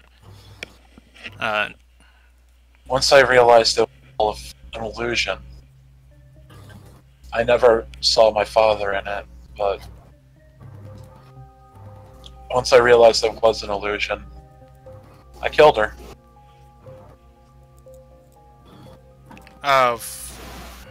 Hilarious I is stabbed her to break me out of the to save my own. she's gonna nod and say, I've talked with some of the other people who experienced that. It doesn't seem like that magic followed any rhyme or reason of reality. Do you regret it? Might have been able to show you things. What, to meet the man who basically put a hit out on my own mother to kidnap me away from her? You're gonna see this like calculating look fall over Hilarious. As like you guys are going to touch on a side of her that you haven't encountered yet, and she's going to shrug and say, well, at least it'd show you who you need to kill next.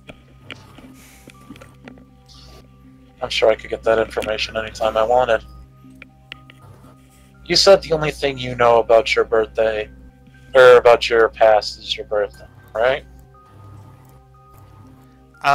She's going to shake her head and say, no, elves, when they leave Alyan, they're hunted. They don't often get a chance to live normal lives. So when my family left, they didn't have the protection of diplomats inside Ardor, and you know, as the old saying goes, they either drag you back or they kill you. Oh, trust me, I'm aware. Soulmane takes off his hat, showing the ears. Yeah, he's a half-elven Aesir, right? As I'm... Yeah. Hilarious, Hilarious, who is also an elf, is going to nod and say, so your family's from Alyan? We could be related! All I know is my father was the high count, or not, or noble there. You said your birthday was the 5th of Sword, right? She nods. Soulmane looks at them, and actually a tear drops down in his face as he says it. Mine is the 15th of Priestess.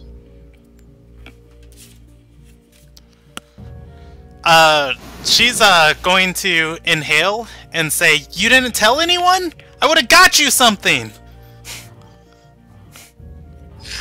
See, this is why I don't tell people. It's because I grew up without a proper family, and I don't... The visions have just screwed up my head so much that I'm actually thinking about what it'd be like to have a real family for once.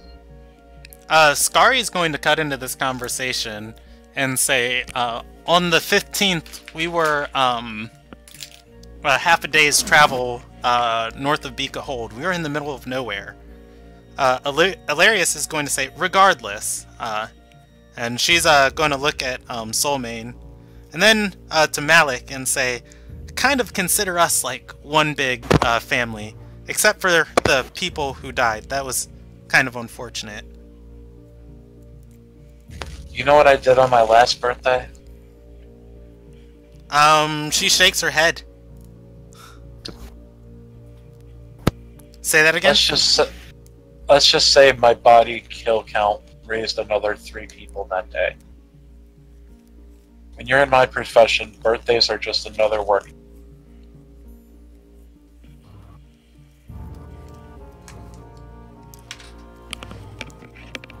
You're gonna see Ilarius, like digging through her adventuring backpack.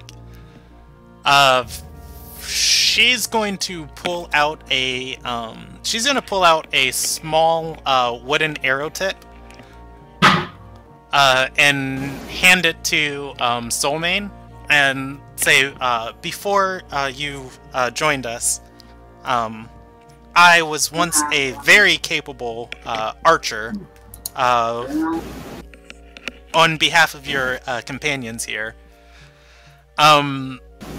As she says that, nobody needs to roll an insight check.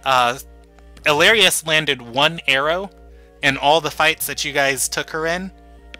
Every time she tried to shoot something, but regardless, she's going to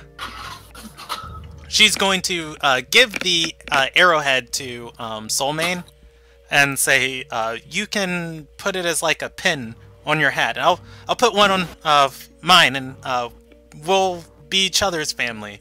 You know, broken arrows, broken, but you know, once we're given a direction, we fly. Soulmane smiles, laughs, and That's adorable. he does actually put it up in his hat. She's going to fish out one of her other ones.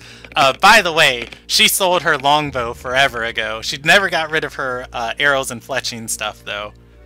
And she is going to put another... these are small, like, metal arrowheads. While it fits comfortably in Soulmane's hat, her hat is very wide-brimmed, and she puts it on the edge of her hat, and half of her hat sags down. Nonetheless, it pins itself in there. Soulmane, just kind of smiling still, looks at her and says, "The only thing you can write down about this conversation is my birthday." She's going to open up her book and start scribbling furiously. He then just kind of goes back to leaning against the bench she's on.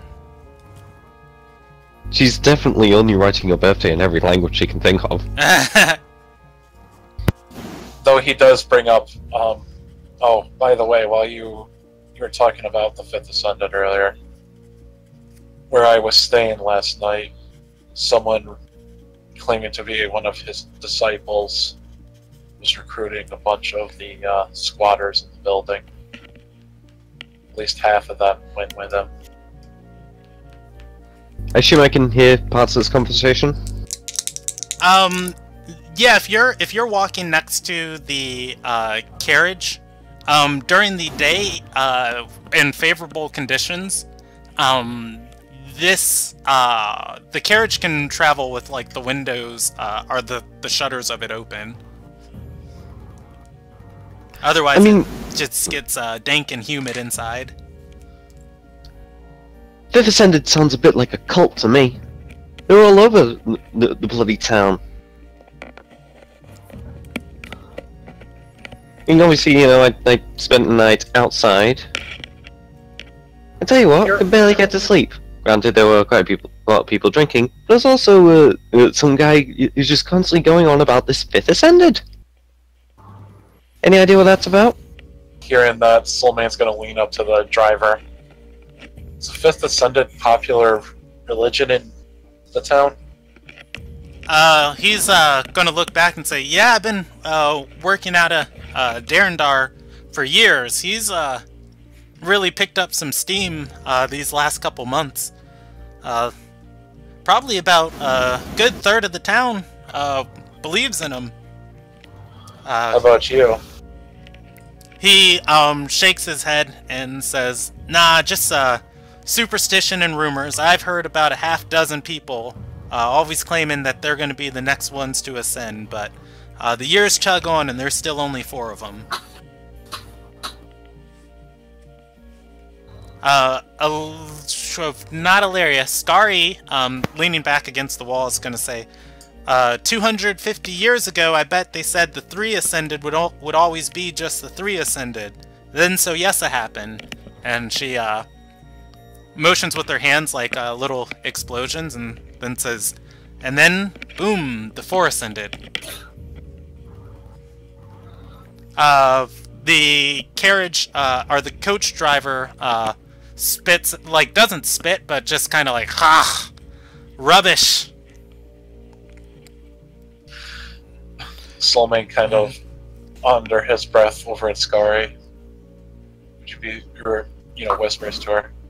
Would you be amazed to find out that we've actually met the Fifth Ascendant, and our cleric friend over there is one of his, is a part of his chantry?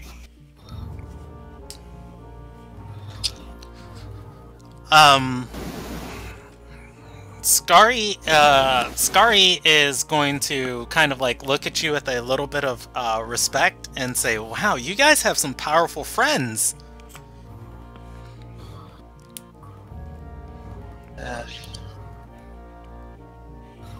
Trust me.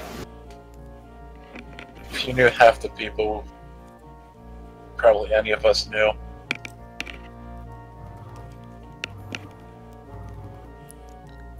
So how long until we reach the Flame Gate?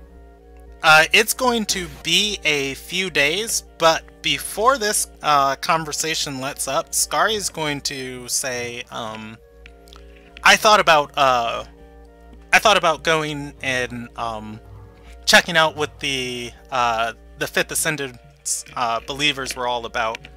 I got invited to one of their meetings, but Anston stopped me. Anston, from the front of the carriage, is going to say, curiosity killed the cat. Yeah, and as I said, it did seem a bit like a cult. Soulmane ignoring that. Whispers into Skari's ear. It's probably a good thing considering the people I was squatting with were all Terrai, half of which were in their feeding phase.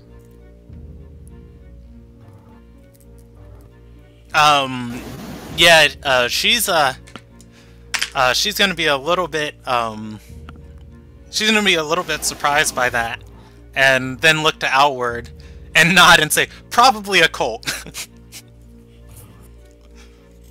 You gotta realize, powerful people doesn't always mean good people.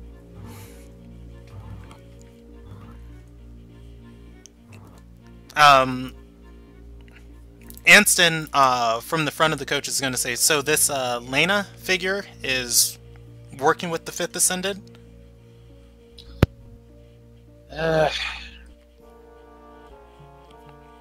From what I understand, possibly, but I try not to scry too far into details of my clients' personal lives. He nods and says, I can respect that. The less I know about someone, the better. If you know personal information, it's harder to kill him in the future, need be. Nikirin chimes in and says, or it's easier to find their valuables. Depends on your end goal. Soulmane just kind of laughs and calls out to her, because I'm guessing she's in the cart next to us, behind us. Yeah, she'd be riding on the back of the carriage, just kind of keeping a lookout. Soulmane just kind of laughs. Nikirin, I have enough information on you to get 3 life's worth of gold out of you.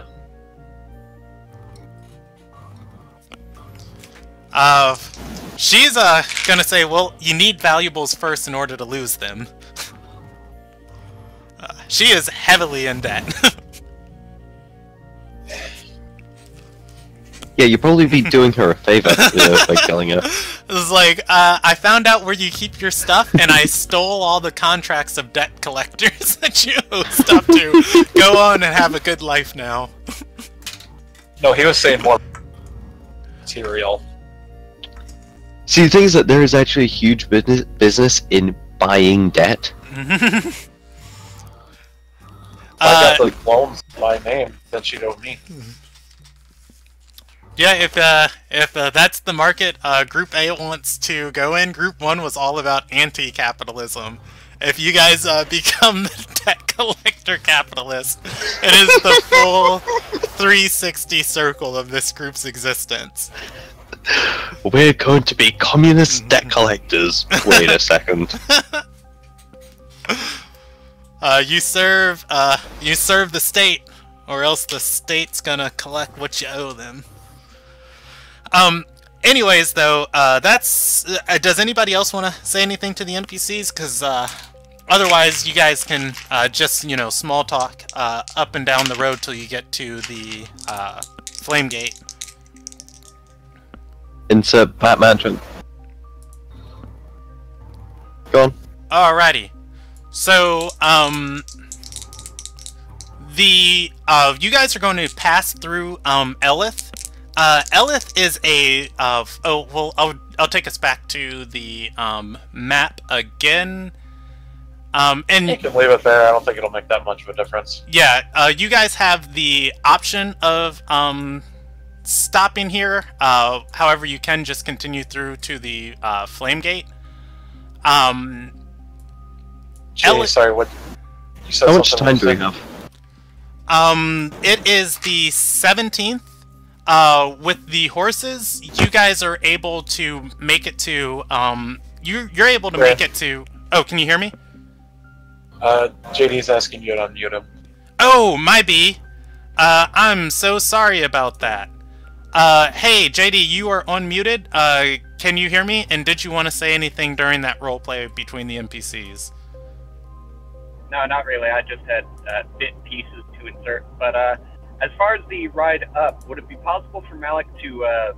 can I just have him watch the carriage driver and see what he can pick up and learn? Okay. I'll roll him a intelligence check of just, you know, trying to learn his shenanigans of going on. You can also ask him to teach you the whole ride up. Yeah, I'll ask him to do that as well. Malik is a smart dude. I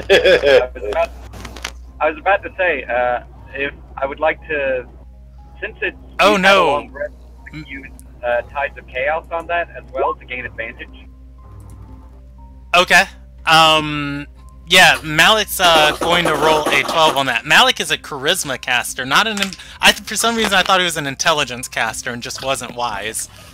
But, Nope. yeah, he's not wise or... he's smart. Malik is dumb. Hey, but he's charming as fudge. Yeah. So, you don't talk about my friend like that. Anyways, yeah, he got a 6 and a 12 on the check. He got it, so he got a 12. And that's just for, you know, the first day of travel. You guys are going to get to Elith.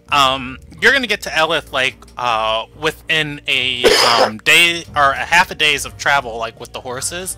and you guys can continue straight past Elith. It is this large town at the base of the mountains.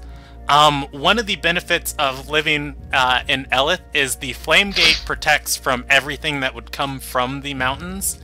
And it is also the last bit of farmable terrain before you get into the mountains. So it is a large, city, or rather, it is a large village. It's not much of a city, but it exceeds the 50,000 population by, you know, more than half. There's more than 75,000 people living in this town. If you guys want to stop here, you can. Lots of mountain wardens make their homes just south of the mountains.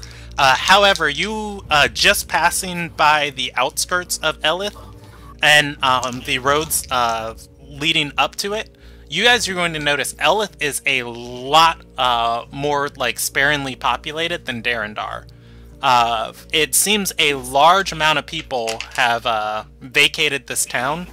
And Elena told you that's what you guys were waiting for the mountain wardens to head south, and then your guys' business was going to start in the north. So what's the fearless leader? Do we want to stop here, supply up, and head up, or do we want to like just keep plowing through? Skari, Anston, and Roseril are all going to kind of look ashamed. Skari, being the boldest of the three, would be the first to speak up and say, I was too busy robbing people in Darendar and I didn't buy any supplies. I only have a day of food left. And Karen is going to swear at them and say, do you guys ever make a plan without me? Both Roseril, all three, Roseril, Skari, and Anston, are down to 1 to 2 days of rations. They can make it to the Flame Gate if nothing happens to you guys. Faintly, outside the carriage, on top of a bear, you just hear a... You hear a hand hitting a face. We should stop and get some supplies. Yes, but also, don't we have a ranger that can cast Goodberry? You yes, do? Yes, I can. Yeah, I just assumed that Malik would have been like, hey, so we had this other nature caster in our group this one time. He was obsessed with this spell called Goodberry? You wouldn't... Yeah, as you say that, the Alad's just dropping one into his mouth. Hmm? Yeah, no. I just assumed that would have been a conversation he and Al worked. Well, bearing in mind that after the vampire fight, he did offer everyone good berries, so... Yes, Malik would have absolutely been like, yeah, I'll take a few.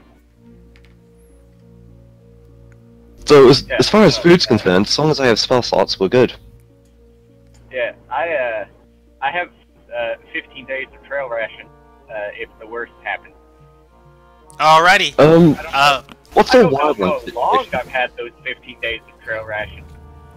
I mean, we've just never needed to use them because we've always had Woody in the party, and you know, then shortly after we were in town for most of it, and then we got out. Yeah. What's the wildlife situation? Northwards of Elith, it gets dangerous. You can hunt small mountain game like mountain goats or hares or mountain cats. Pretty much with ease normally. However, there are lots of dangerous things that fly that reside in these mountains. Specifically, there are Inia wings in this mountain, and there are also worms, I believe. Let me look up and make sure I'm giving you the right thing. So, eyes on the skies, that's kind of the memo I'm getting. Yeah, the mountain wardens that guard these mountains are mostly hunters that hunt dangerous game to protect. And this is general knowledge about the world. There is this giant, massive burning earth fire that is a divine holy site for the religion of the Four Ascended. Among those believers, a lot of them believe you have to take a pilgrimage to at least one earth fire in your life called a Sun Serventor. This is the closest one to most of them. So what the Mountain Wardens do is they hunt these dangerous animals in the region and keep the path safe for pilgrims going to the earth fire. So, most of the time, is if you stay. This is why the Flame Gate is called, the Flame Gate. This is the gate to the safe path. If you stay on the safe path, most of the time you're fine. This area is well hunted. Going beyond it to hunt, for food and other things like that, you would be encountering that dangerous game. And you guys also do know they are thin on Mountain Wardens, as you saw most of them moving southwards. I'm just thinking of Kara because, she can live off good berries, but she definitely doesn't prefer them. Yeah, and once again, you can hunt things like goats and you can hunt and do survival checks to eat. The only thing is, you just want to make sure nothing comes and tries to hunt you. Fair enough. I'll bear that in mind. So what's the call? Do we want to just grab some rations? Yeah, we should probably do that just as a backup. Alrighty. I really hate for this campaign to be the one that ends with, you died of starvation.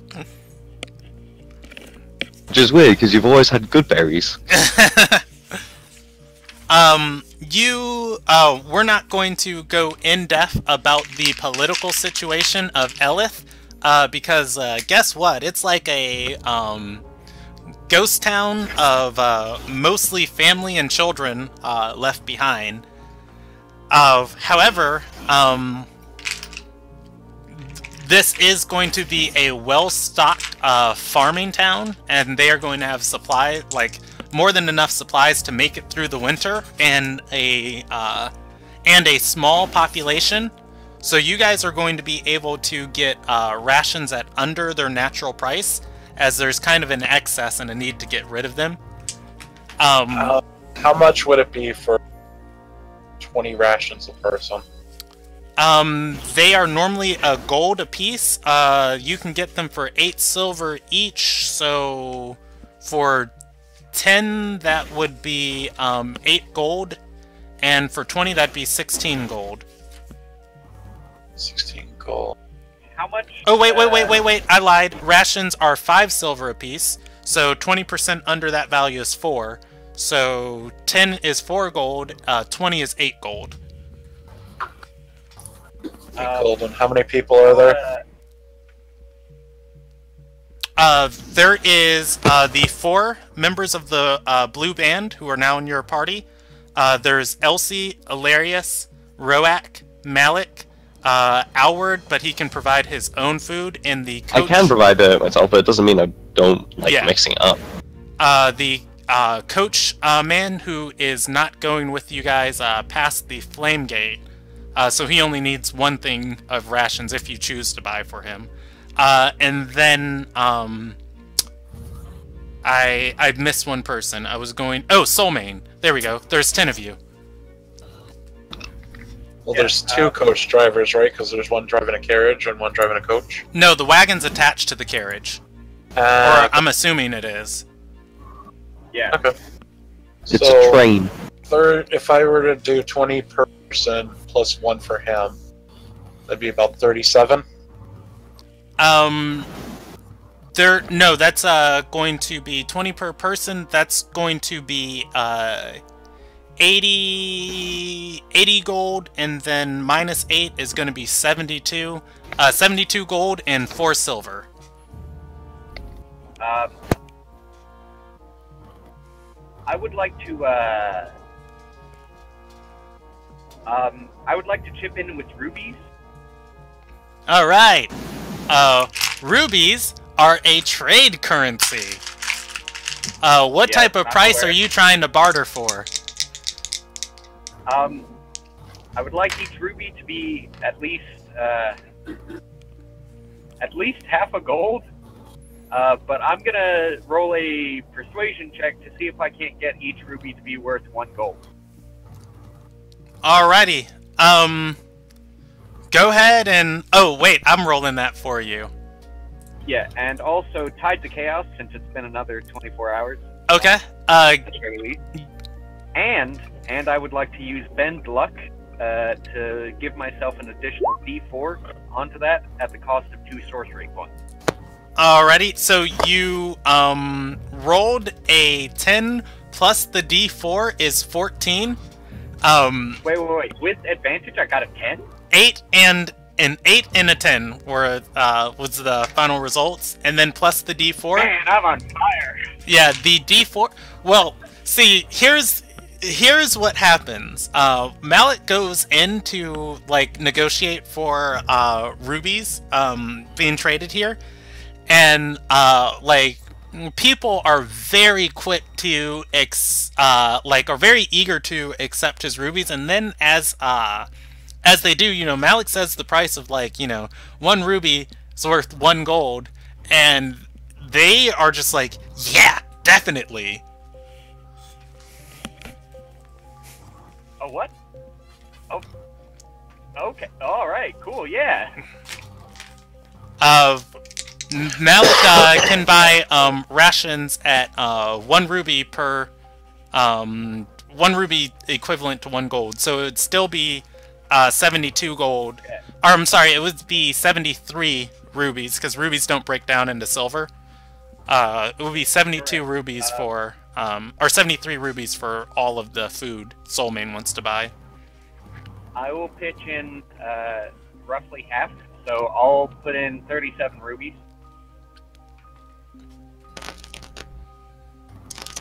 Alright, I'll pay 30 gold then. Alrighty. You guys are able to acquire a metric butt ton of rations.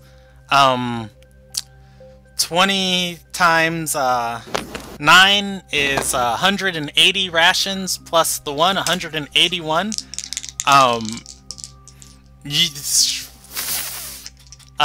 The blue band is going to be ecstatic at this, as you know, they've been rolling off of having anywhere between 30 and 120 gold each. They are now just like, they have more rations than they have gold, which is or rather, you know, than they normally have gold. Amazing. All right. Make sure you guys conserve it, because we don't know how long we're going to be away from towns right now. Yes, and also please try to rely on the good berries as much as possible, as I have been doing. All right, Skari, and I will get you guys' Anston's inventory. You can pretty much assume Anston's inventory is what you see on him, plus whenever he's carrying Skari's sack. If Does he have a weapon? Or... Yes, he does have a weapon. He has a great sword. Otherwise, all his other belongings were burned in the fire. Can I drop a few gold for some arrows? Yes, you can. Arrows are going to trade at the base price out of the player's handbook. So 1 gold for 20 arrows. Yes. So drop 3 gold for 60 arrows. Real quick, I have arrived at the place, so that's going to be it for me tonight. Good luck with the rest of the session. Yeah. Alrighty. Alright, peace out, JD.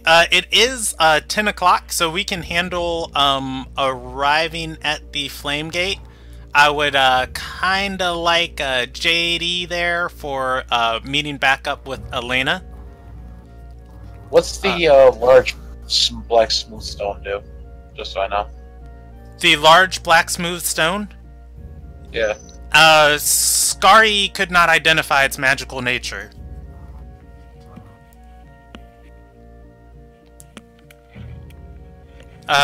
She identified everything else for you guys, as she's capable of casting it.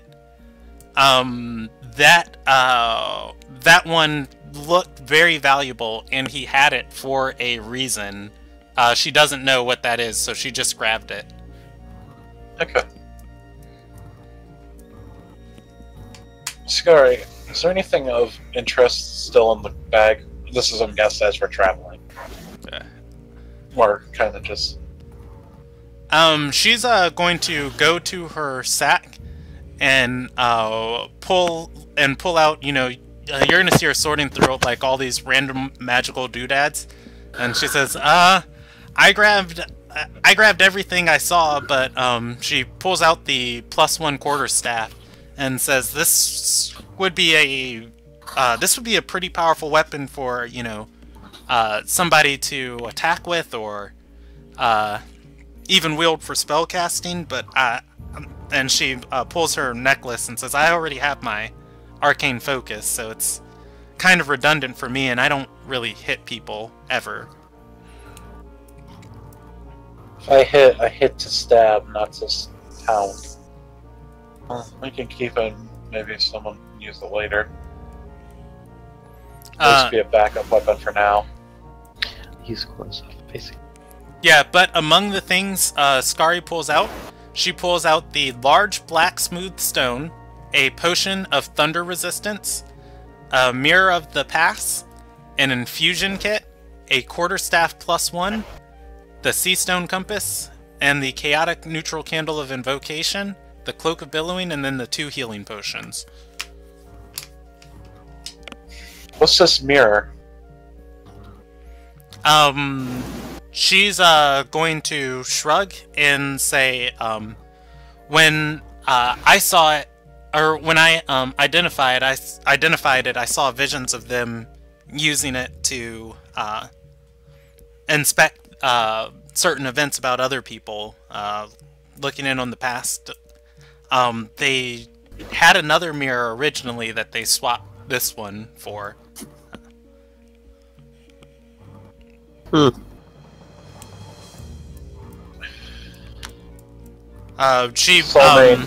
that, he's going to look at her. Mind if I take that? She shakes her head and hands it to Soulmane. It is a silvered mirror. Soulmane can see it. There are where he'd expect like gold gildings on it to kind of like increase its value and its look. It's gilded with a stony white metal.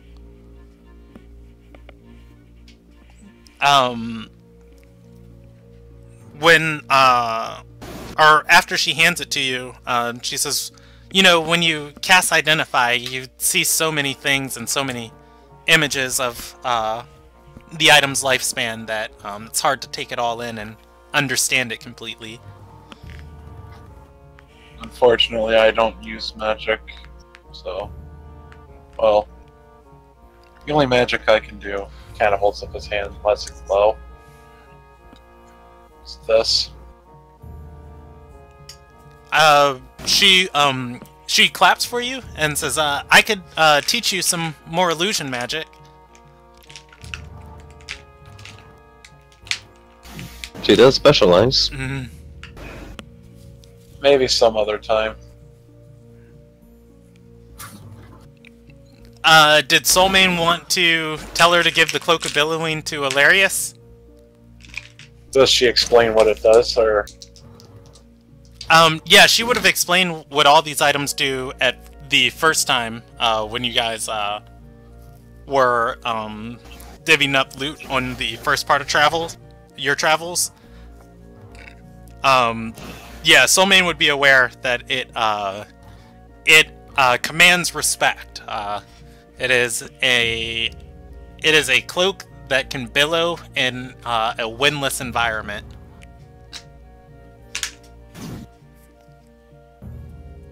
Soulmane just kind of like gets a devious grin going and folds it up and hands it to the scribe. Alright, Ilarius is very equipped. Alright. You guys are going to get to the Flame Gate.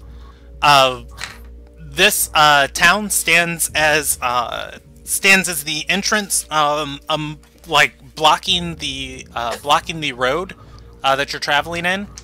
Although it is just a town and a series of different hunting lodges and large word has escaped my mind. The Red Bull is wearing off. This is a town just kind of to accommodate travelers, and while none of these buildings particularly look like of a martial make, the town itself is structured to be like a small fortress in the middle of the road, forcing anybody that's traveling like through this path into the mountains to come through this massive lodge. And the Flame Gate is not only made up of this one large town blocking the road, but kind of like you can see multiple different lodges among these two mountains that come together to make this plateau. You can see different lodges scattered up and down the hills, and some of them are dark. A few of them have fires and lights. Has fires and light from the fires and smoke rising out of them. Only roughly a third of them are occupied. Arriving inside of the town, as always with the Flame Gate, and not times of war, you guys are going to be welcomed through the gate and led inside. This is, with the tightly packed lodges, this is going to be a much more like kind of cramped space for you guys. Going through the individual streets here, the easiest way to kind of think of this place would be maybe like a wooden Minas Tirith, if you remember the White City from the third Lord of the Rings movie. It is structured in such a way that there are just lodges around the base of this, and this whole place kind of like builds up on itself. However, these streets here are not going to be populated at all. The weather is going to be pretty intense, though, as you guys get into the northern mountains. And Ilarius is going to activate her Sunstone on her hat. But I gotta pull that up. Anyways, the coach cab is going to look back to the party and say, "Alright, may I welcome you to the Flame Gate. Thank you for choosing Zornis as your coach cab today, and I'd hope that you'll hire my services on the way back, as I would like to get out of this sickly cold weather as soon as possible. Now, where am I parking this carriage at?" Soulmane's gonna lean over to Malik. Were we ever told we're gonna meet up with her here?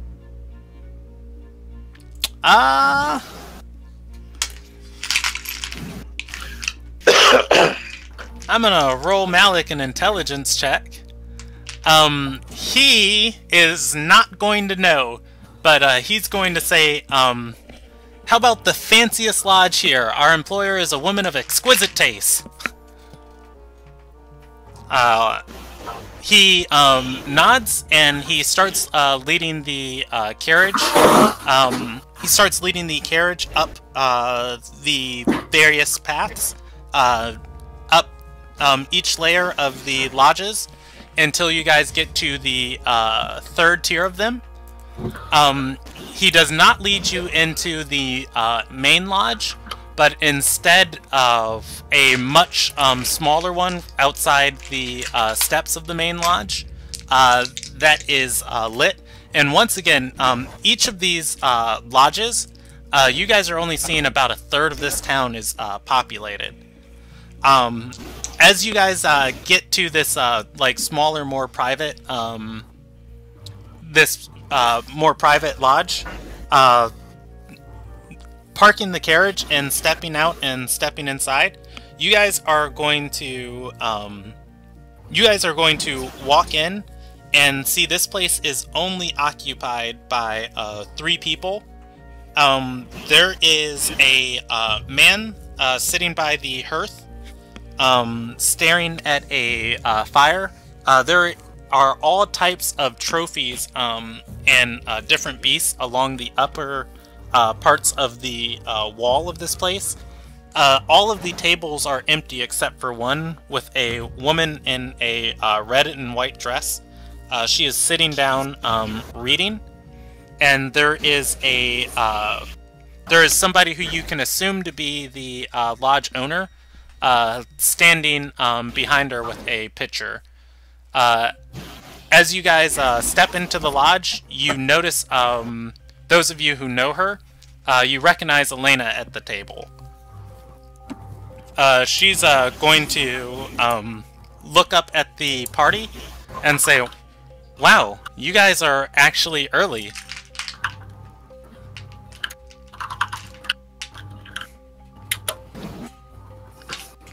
I was just going to be looking at, like, his head's just going to be like snapping between Elena and pretty much anyone in the party who looks like they know what's going on.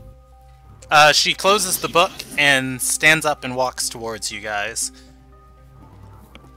We weren't sure where we were going to meet you. Figured we'd look for high class. Elena is going to smile and say, "I figured if we were going to be in these this godforsaken freezing blizzards, we could at least enjoy the little bit of time of comfort we'd have before then." She looks to the new additions to your party and says, "Friends?" Nykirin points and says, "Lena Lidelia?" Elena shakes her head and says, "Elena." Regardless, Nykirin bows. It is a very weird action for her. The other members of the blue band kind of look at Nykirin and take a similar awkward bow. And maybe we should... Elena. Say it one more time. Salmi seeing this and seeing what they're doing just looks back at her. Maybe we should talk some more. Elena is going to tap at the book she was reading and says, "Yes, the ritual's not going to be as easy as I thought it would be. So let's get started. I think that is a good place to end for the night. All right. Pick back up when we have Elsie and Malik, because Malik's gotta negotiate for the contract that the blue band needs, and then Elsie needs to learn about her brother, and then she can forget it later. Malik, you got some splaining to do. Yeah, JD just he left a few minutes earlier for the open mic he goes to on Monday. Yeah, tonight, mathematics, the session. Please don't ask me to multiply and do that much stuff in the future. Wait, is that why you let me join the game? Because I can do math. Exactly. I am a storyteller and I'm a storyteller and I am a hit things type of guy. If you guys Mr. Bard, calm down. Yeah, if you guys want a very in-depth story and very fun dungeon puzzles, that's what I bring to the table. I don't bring complicated logistical Mechanic. campaigns of just like, yeah, you guys are going here, you need this, this. But I do ask that, you know, you guys just keep up with that to some degree of logic of just like, yeah, we steal 500 pounds of this metal. And it's like, well, your characters can't carry 500 pounds, so let's think of something else. But anyways, let's do experience for tonight, and then I will schedule your guys' next session and end the broadcast. The 5th Ascended is recruiting super heavy in Darendar, and as the 5th Ascended moved to Darendar, so did the Heart of Embers. That is a major plot point for you guys. The Civil War is on the edge of starting. You guys are actually on the 18th of Father, and everybody in the campaign knows the Civil War starts on the 19th. So, that is something for you guys to be on the lookout for. Something else happened tonight that I remember mentioning, but just kind of slipped my mind. The Civil War, the two cults going head to head. I'll give you guys minor EXP for upgrading your party's traveling mechanics. And you guys are on the next stage of Elena's quest. She didn't ask for you guys for 3 more days, actually. But you guys are here early, so I'm going to move you along on that.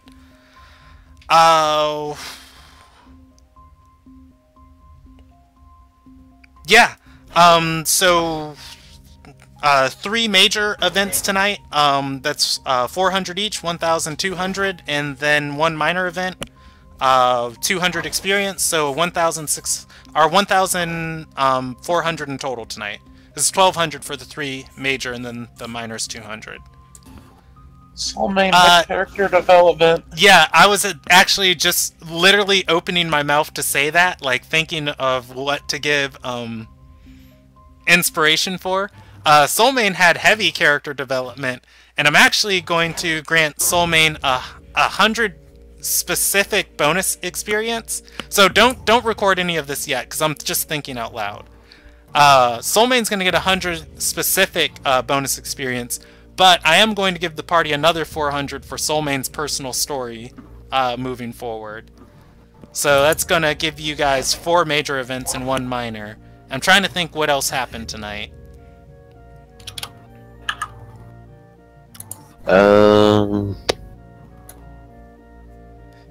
Yeah, that's oh, okay. Yeah, that's everything.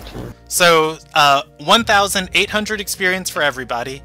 1,900 for Soulmane, and inspiration for Alward and Soulmane tonight.